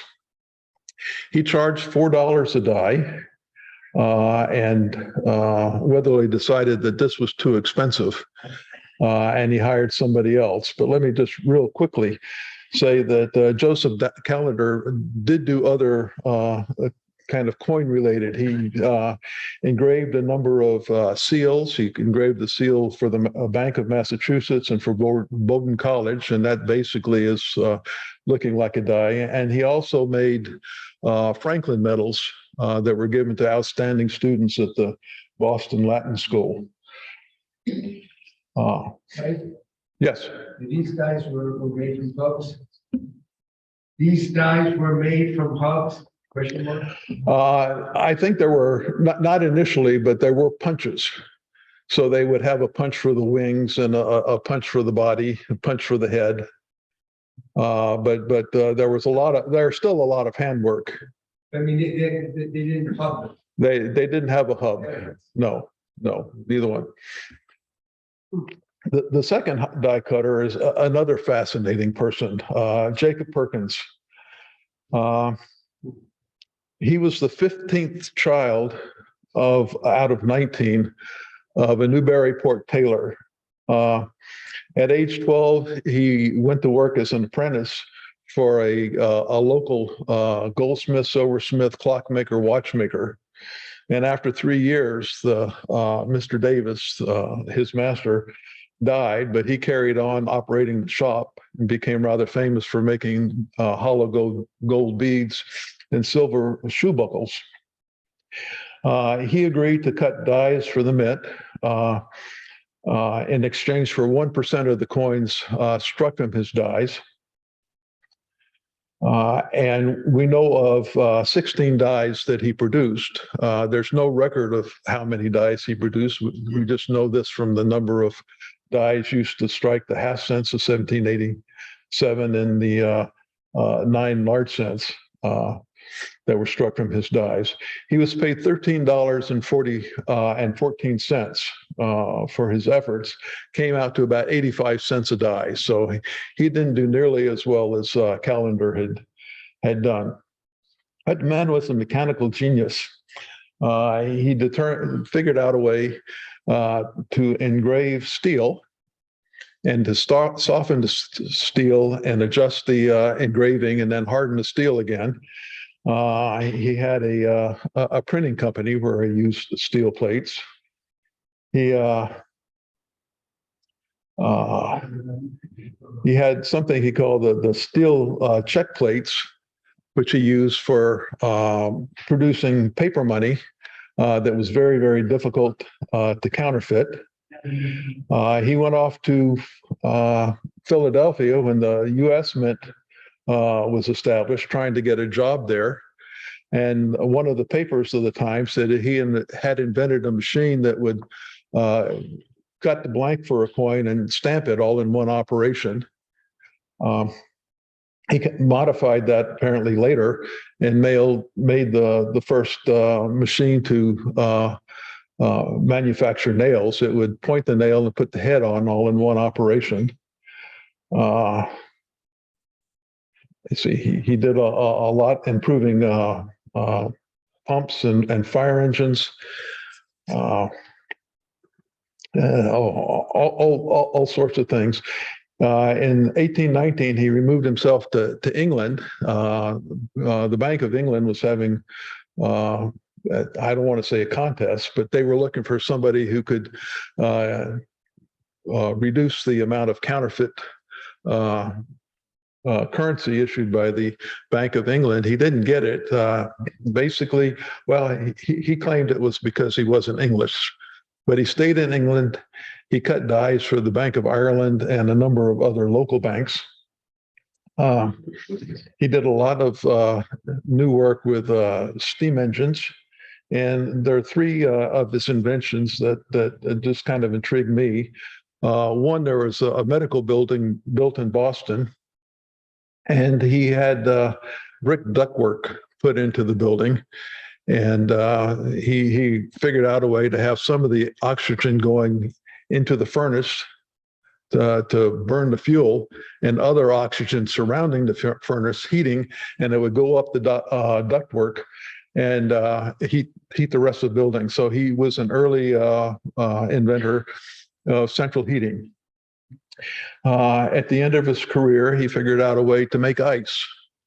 And he's known as the father of refrigeration in many circles. And apparently on his trip from Newburyport to Philadelphia, he went below decks and found the air there to not really be to his satisfaction. And he invented a way to ventilate the hulls of ships. And the Navy gave him some nice awards for doing that. He also made a circular transfer die where basically a steel wheel with an image on it. He could impress the image into copper or steel plate and make multiple copies of the same image. And his printing company in England made the first mass-produced postage stamps, the penny black and the 2 penny blue. He died in England in 1849. A couple of other people who are very important for Massachusetts Mint. One of them was Richard Faxon. He was a blacksmith and really quite capable. He made what he called the large stamping press, the small cutting press. He made the blanks for the dies that were engraved by Callender and Perkins.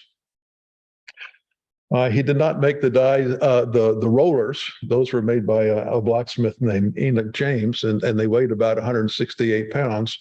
But he made the frames and the guides and the adjustment features for those presses that were put into the mill in Denham. He also made the trip hammer. The trip hammer was not delivered until January of 1788. After he did his work for the Mint, he continued making edge tools. He became very famous for making axes and hoes and whatnot. And there are people who collect Faxon axes as tool collectors. So we know from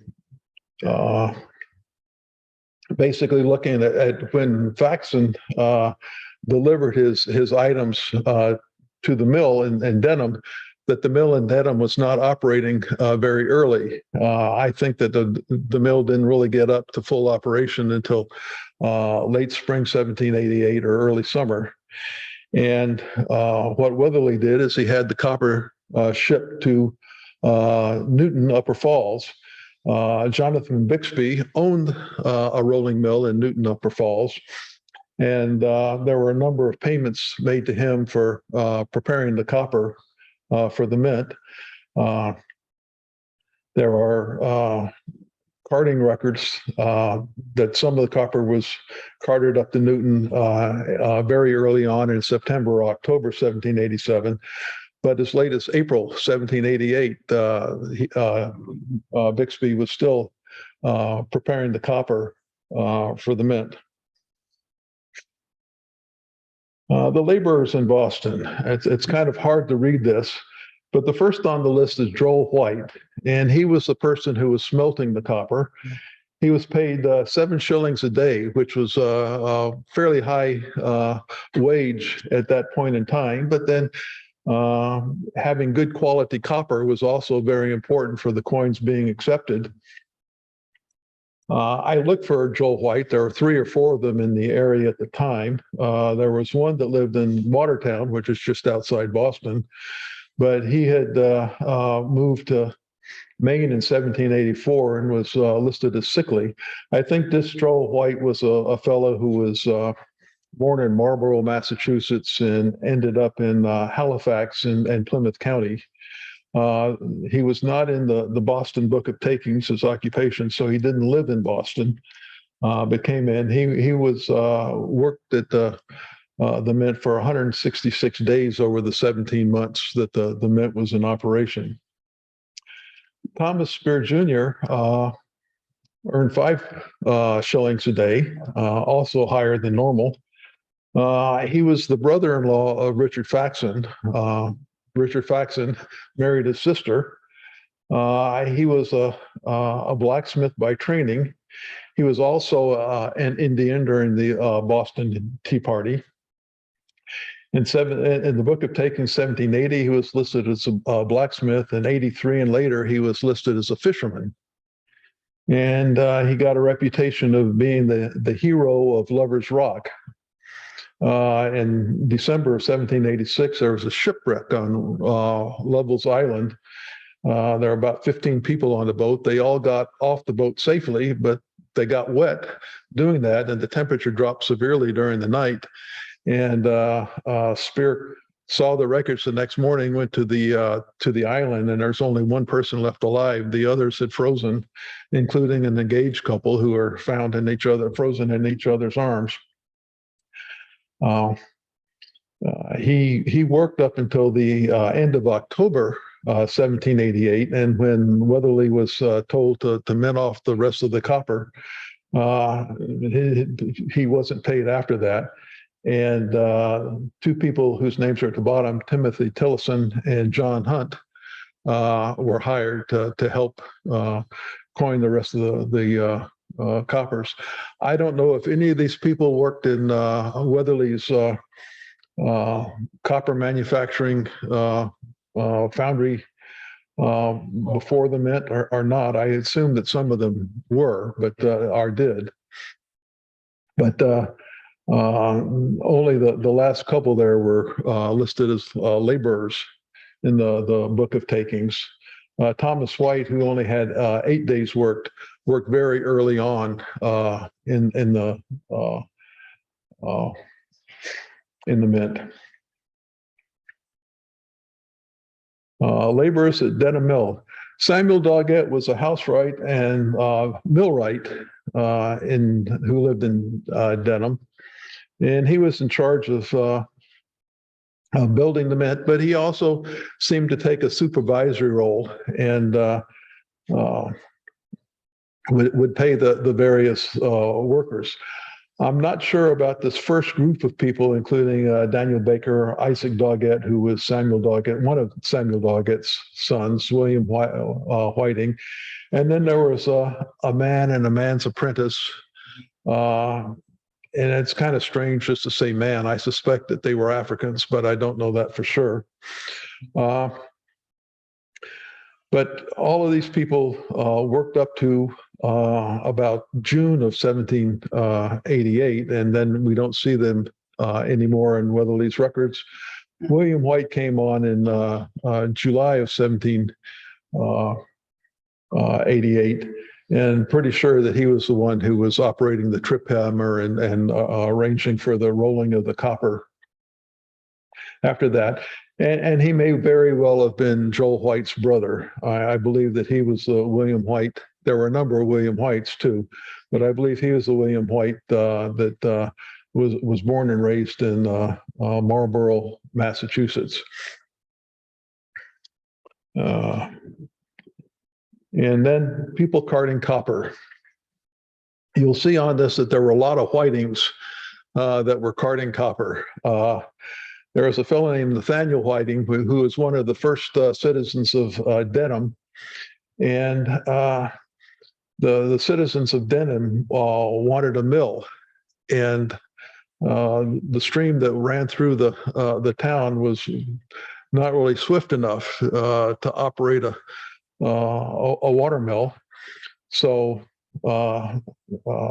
Nathaniel Whiting, or perhaps some other people, basically dug a canal from the Charles River to the upper reaches of what's now Motherbrook, and got plenty of water. Dedham had a number of water mills, and there were a number of water mills farther downstream on the Neponset River. The first carter of copper was a fellow named William Whiting. His brothers were Moses and Rufus Whiting on the list.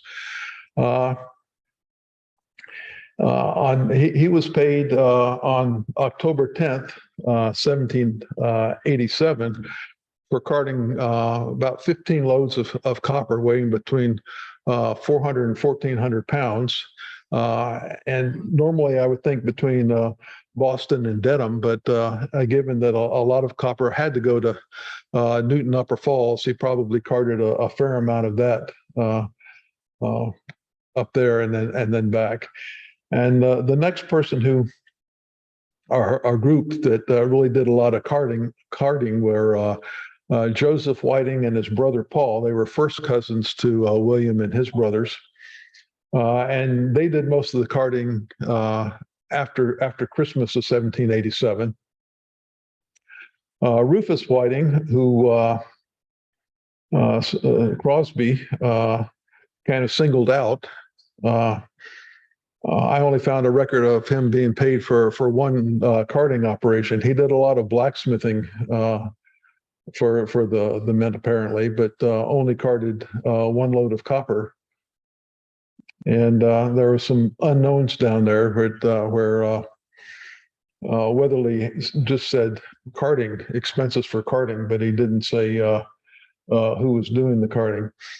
So I didn't get to everybody here. I couldn't find out a lot about some of these people. If you're not famous, you oftentimes are pretty well forgotten.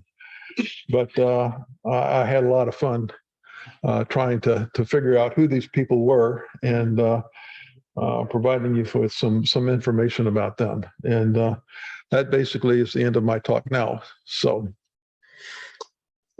Thank you.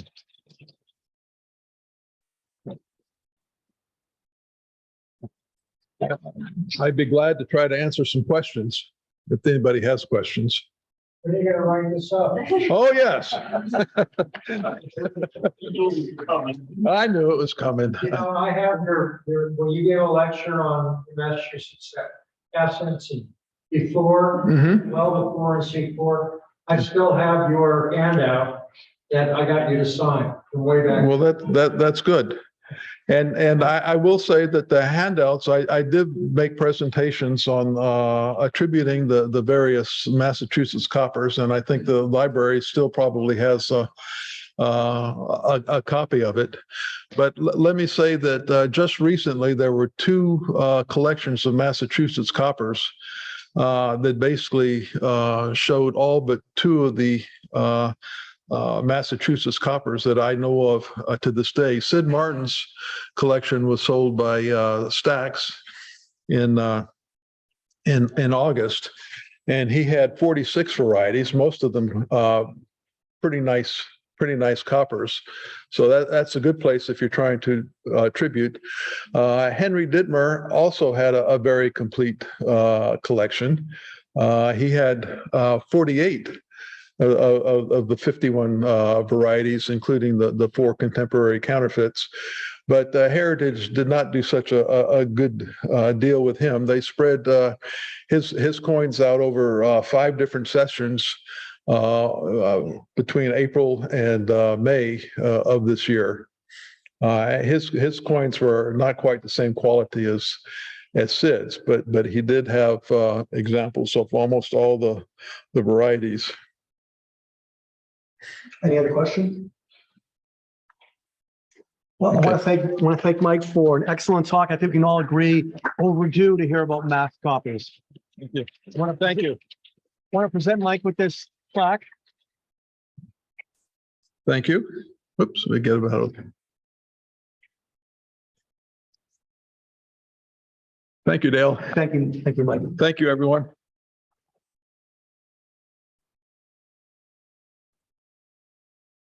Right, again, thank you very much, Mike. We're going to have Leo come up. We're going to do the second half of the donated book auction. Just a few things for those, if anybody does have to leave. The membership meeting is 9:30 Saturday morning over in the Convention Center, room 304. Where we usually, I think is where we usually have the meeting. So everybody wants to attend that. There will be some official club business taking place, installation of the officers from the election, and there will be a vote on amendments to the bylaws, which everybody should have been able to see in the newsletter. It's on the website, and I believe we'll have a copy or two there if anybody needs to see it. But, important club business to be taken care of at that meeting. So hopefully everybody can attend that. And with that, turn it back over to Leo. Okay, thank you. Excuse me a minute. I dropped my glasses here somewhere and I have a feeling. No? Oh, they're there. That's all right. That'll work. All right. So, yeah, they're bent. Interesting. All right, so we're going to have 7 lots here. And first one is, here we go. Pine Tree Auction Catalog from EAC 1975. This is the famous Connecticut collection sale. There's no stamps or anything inside. There's a little bit of writing on the cover, just says Pine Tree. But other than that, this is in great shape. Most of them I see are kind of tattered and everything. So, all right, we'll try to do it the way we're supposed to do it. I'll start with $20. Anybody want for $20? Okay. How about $30? Okay. Okay. $40. $40. Okay. 40, 50, 50, 60, 70. 70 to John. Anybody 70, 80 to Matt? 80. Anybody want to go 90? 90? 90 to Charlie.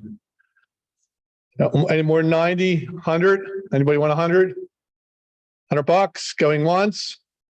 Going twice? Charlie, it's yours for $90.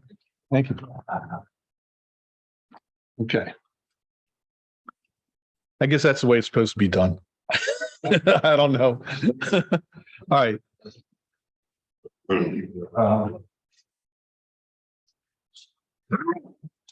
Next what we have is a large format Maris Coins of New Jersey. This is a 1974 Quarterman reprint. It's got the plates in the back and everything. So, all right, let's start this at $20. Anybody? 20. $20, 30, 30, 40, 40. You got 40 for Matt. 50 for Ray. Anybody want 60? 60, 70, 70. Matt's got 70. 70, 80. Okay, $80. Okay, anybody else? 90. How about 90? $90. $90. No, 80, $90. Matt's got 90. Okay, $100. $100. Okay, we got 100. Anybody else? 110? $10. Come on, for the club, whatever. Yeah, whatever. Okay. $100. $100. Dale's got it for $100. That's it. What's that? 110. Okay, got 110. Matt. Anybody want 120? Dale's got 120. Okay, 120 to Dale. Okay. Anybody else? Going once? Going twice? Sold. 120 for Dale.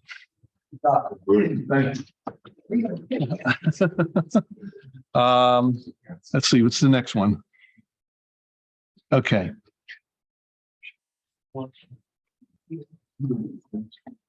This is a 2-book lot. Spanish colonial silver coins in the Florida collection by Alan Craig and Spanish colonial gold coins in the Florida collection by Alan Craig. They're both, I believe, excuse me. I believe they are both signed Thought they were signed. I just want to make sure before I make that statement.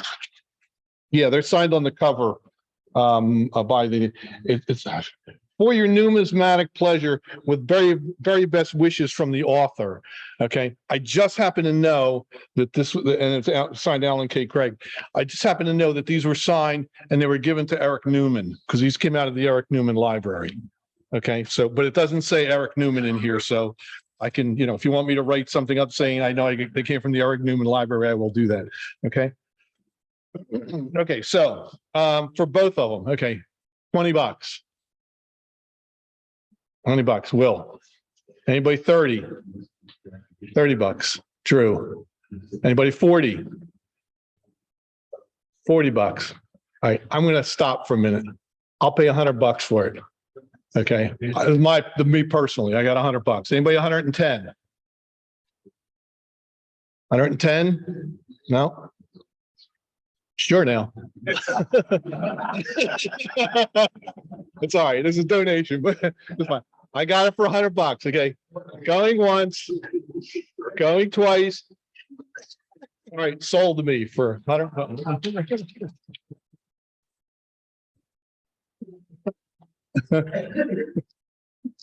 All right. Let's see. What's the other ones? 2 more. Oh no, 3 more.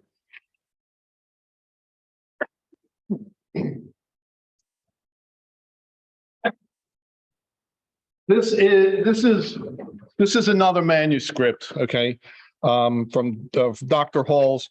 This is entitled Thomas Hall, copyright, copy of the manuscript, Dr. Hall's later notes on Connecticut's from Boston, 1909, unpublished manuscript located at the State Museum of Connecticut History.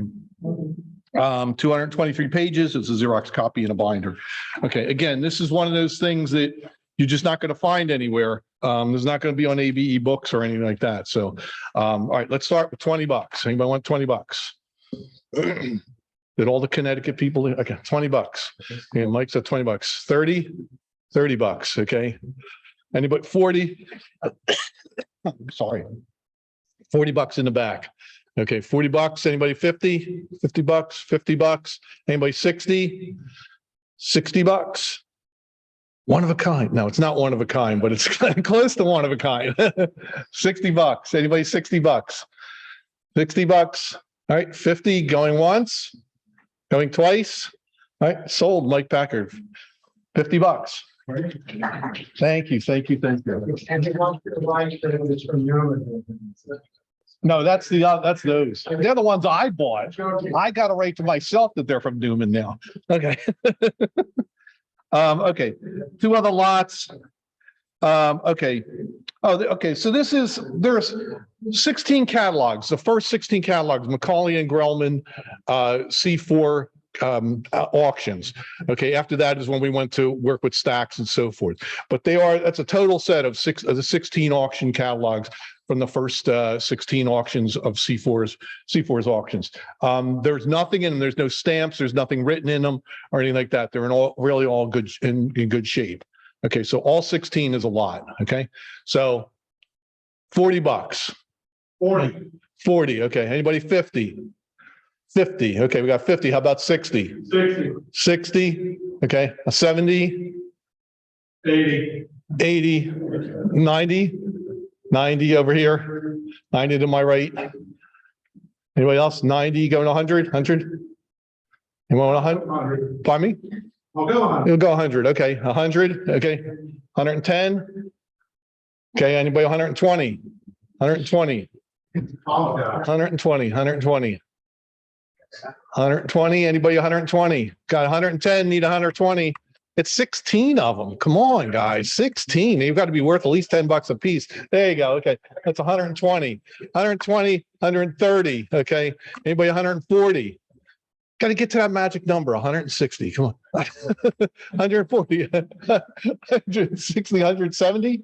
Okay, 150, 160. 160. Okay, we got to the magic number, 160 in the back. Okay, come on now, somebody give a little bit for the club. $200. Thank you very much. Thank you very much. Okay, anybody else? $200. Go. I'm going to guilt you. Okay, $200 for the club. That's great. Okay, $200 going once, $200 going twice. Sold. $200. Gentlemen, thank you very much. All right. We have one other lot that I don't have up here, and that is you have to pick it up at the club desk tomorrow. Okay, that is a brand new, pristine copy of the New Jersey book by Roger Saboni, Buell-ish, and Jack House. Excuse me. All right, let me start. $20. Anybody want for $20? Yeah. New Jersey book. Okay, $20. Anybody at 30? $30. $30. You're gonna be against yourself. $30. 50. Okay, $50. Jeff's got 50. Anybody over 50? So we got 60. Well, here's 60. $60. That book, yeah, go by the poundage of the book. You know, it's so $60 here. I got $60. Okay. $60. Anybody 70? $70, $70, $60, $70 in the back. Okay. $80. Anybody $80? $80. Okay. Anybody $90? $90. Great. Okay. Anybody $100? I think they went for 150 or something when they first sold them. $100, right? $100. You put 90, right, Vicken? Or you got 100?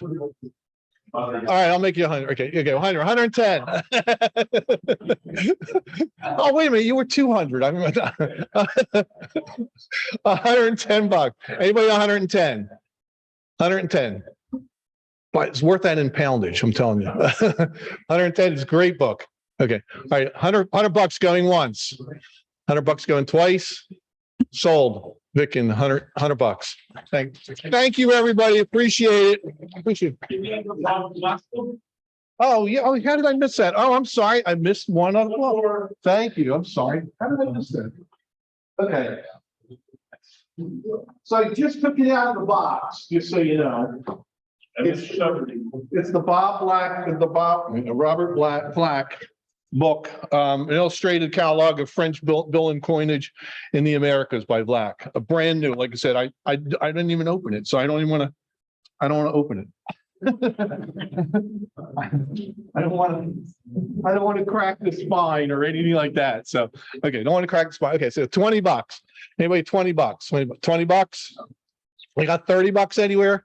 30. Okay, I don't know who said that, but okay, anybody 40? 40. Okay, 40 here. Anybody 50?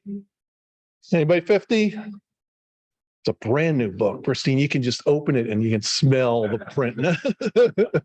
Anybody 50? 50? 50? 50 going once. Nobody's going to do 60? Nobody wants to do 60? No? All right, 50 once, 50 twice. Sold. $50. Gentleman right next to you. All right, thank you, everybody. I appreciate it. Yeah, thank you. Come take these. Make sure you take these and pay for these, because I do not want to take them home. It's like 50 pounds of stuff here. All right, thank you, Leo. Thank you to all the bidders. Again, for everybody that came out tonight, thank you very much. All the presenters, all the recipients of awards. That basically wraps up tonight's program. Again, membership meeting Saturday morning. If you haven't stopped by the C4 table yet down on the boards, please stop by. There'll be people there all day long. There's a couple things there, some of the C4 medals if you have it. Otherwise, I want to thank Liana for doing the video work for us tonight. This will be on the website probably in a couple of weeks. Till we get it on the website, maybe. A little bit of editing or to do whatever. Okay, so it'll be on the website. Pardon? Oh, and the happening, yes, the happening is tomorrow night. I believe it's in this room. Starting at 7, I believe, 7 o'clock in this room. Thank you very much, everybody. Have a good evening.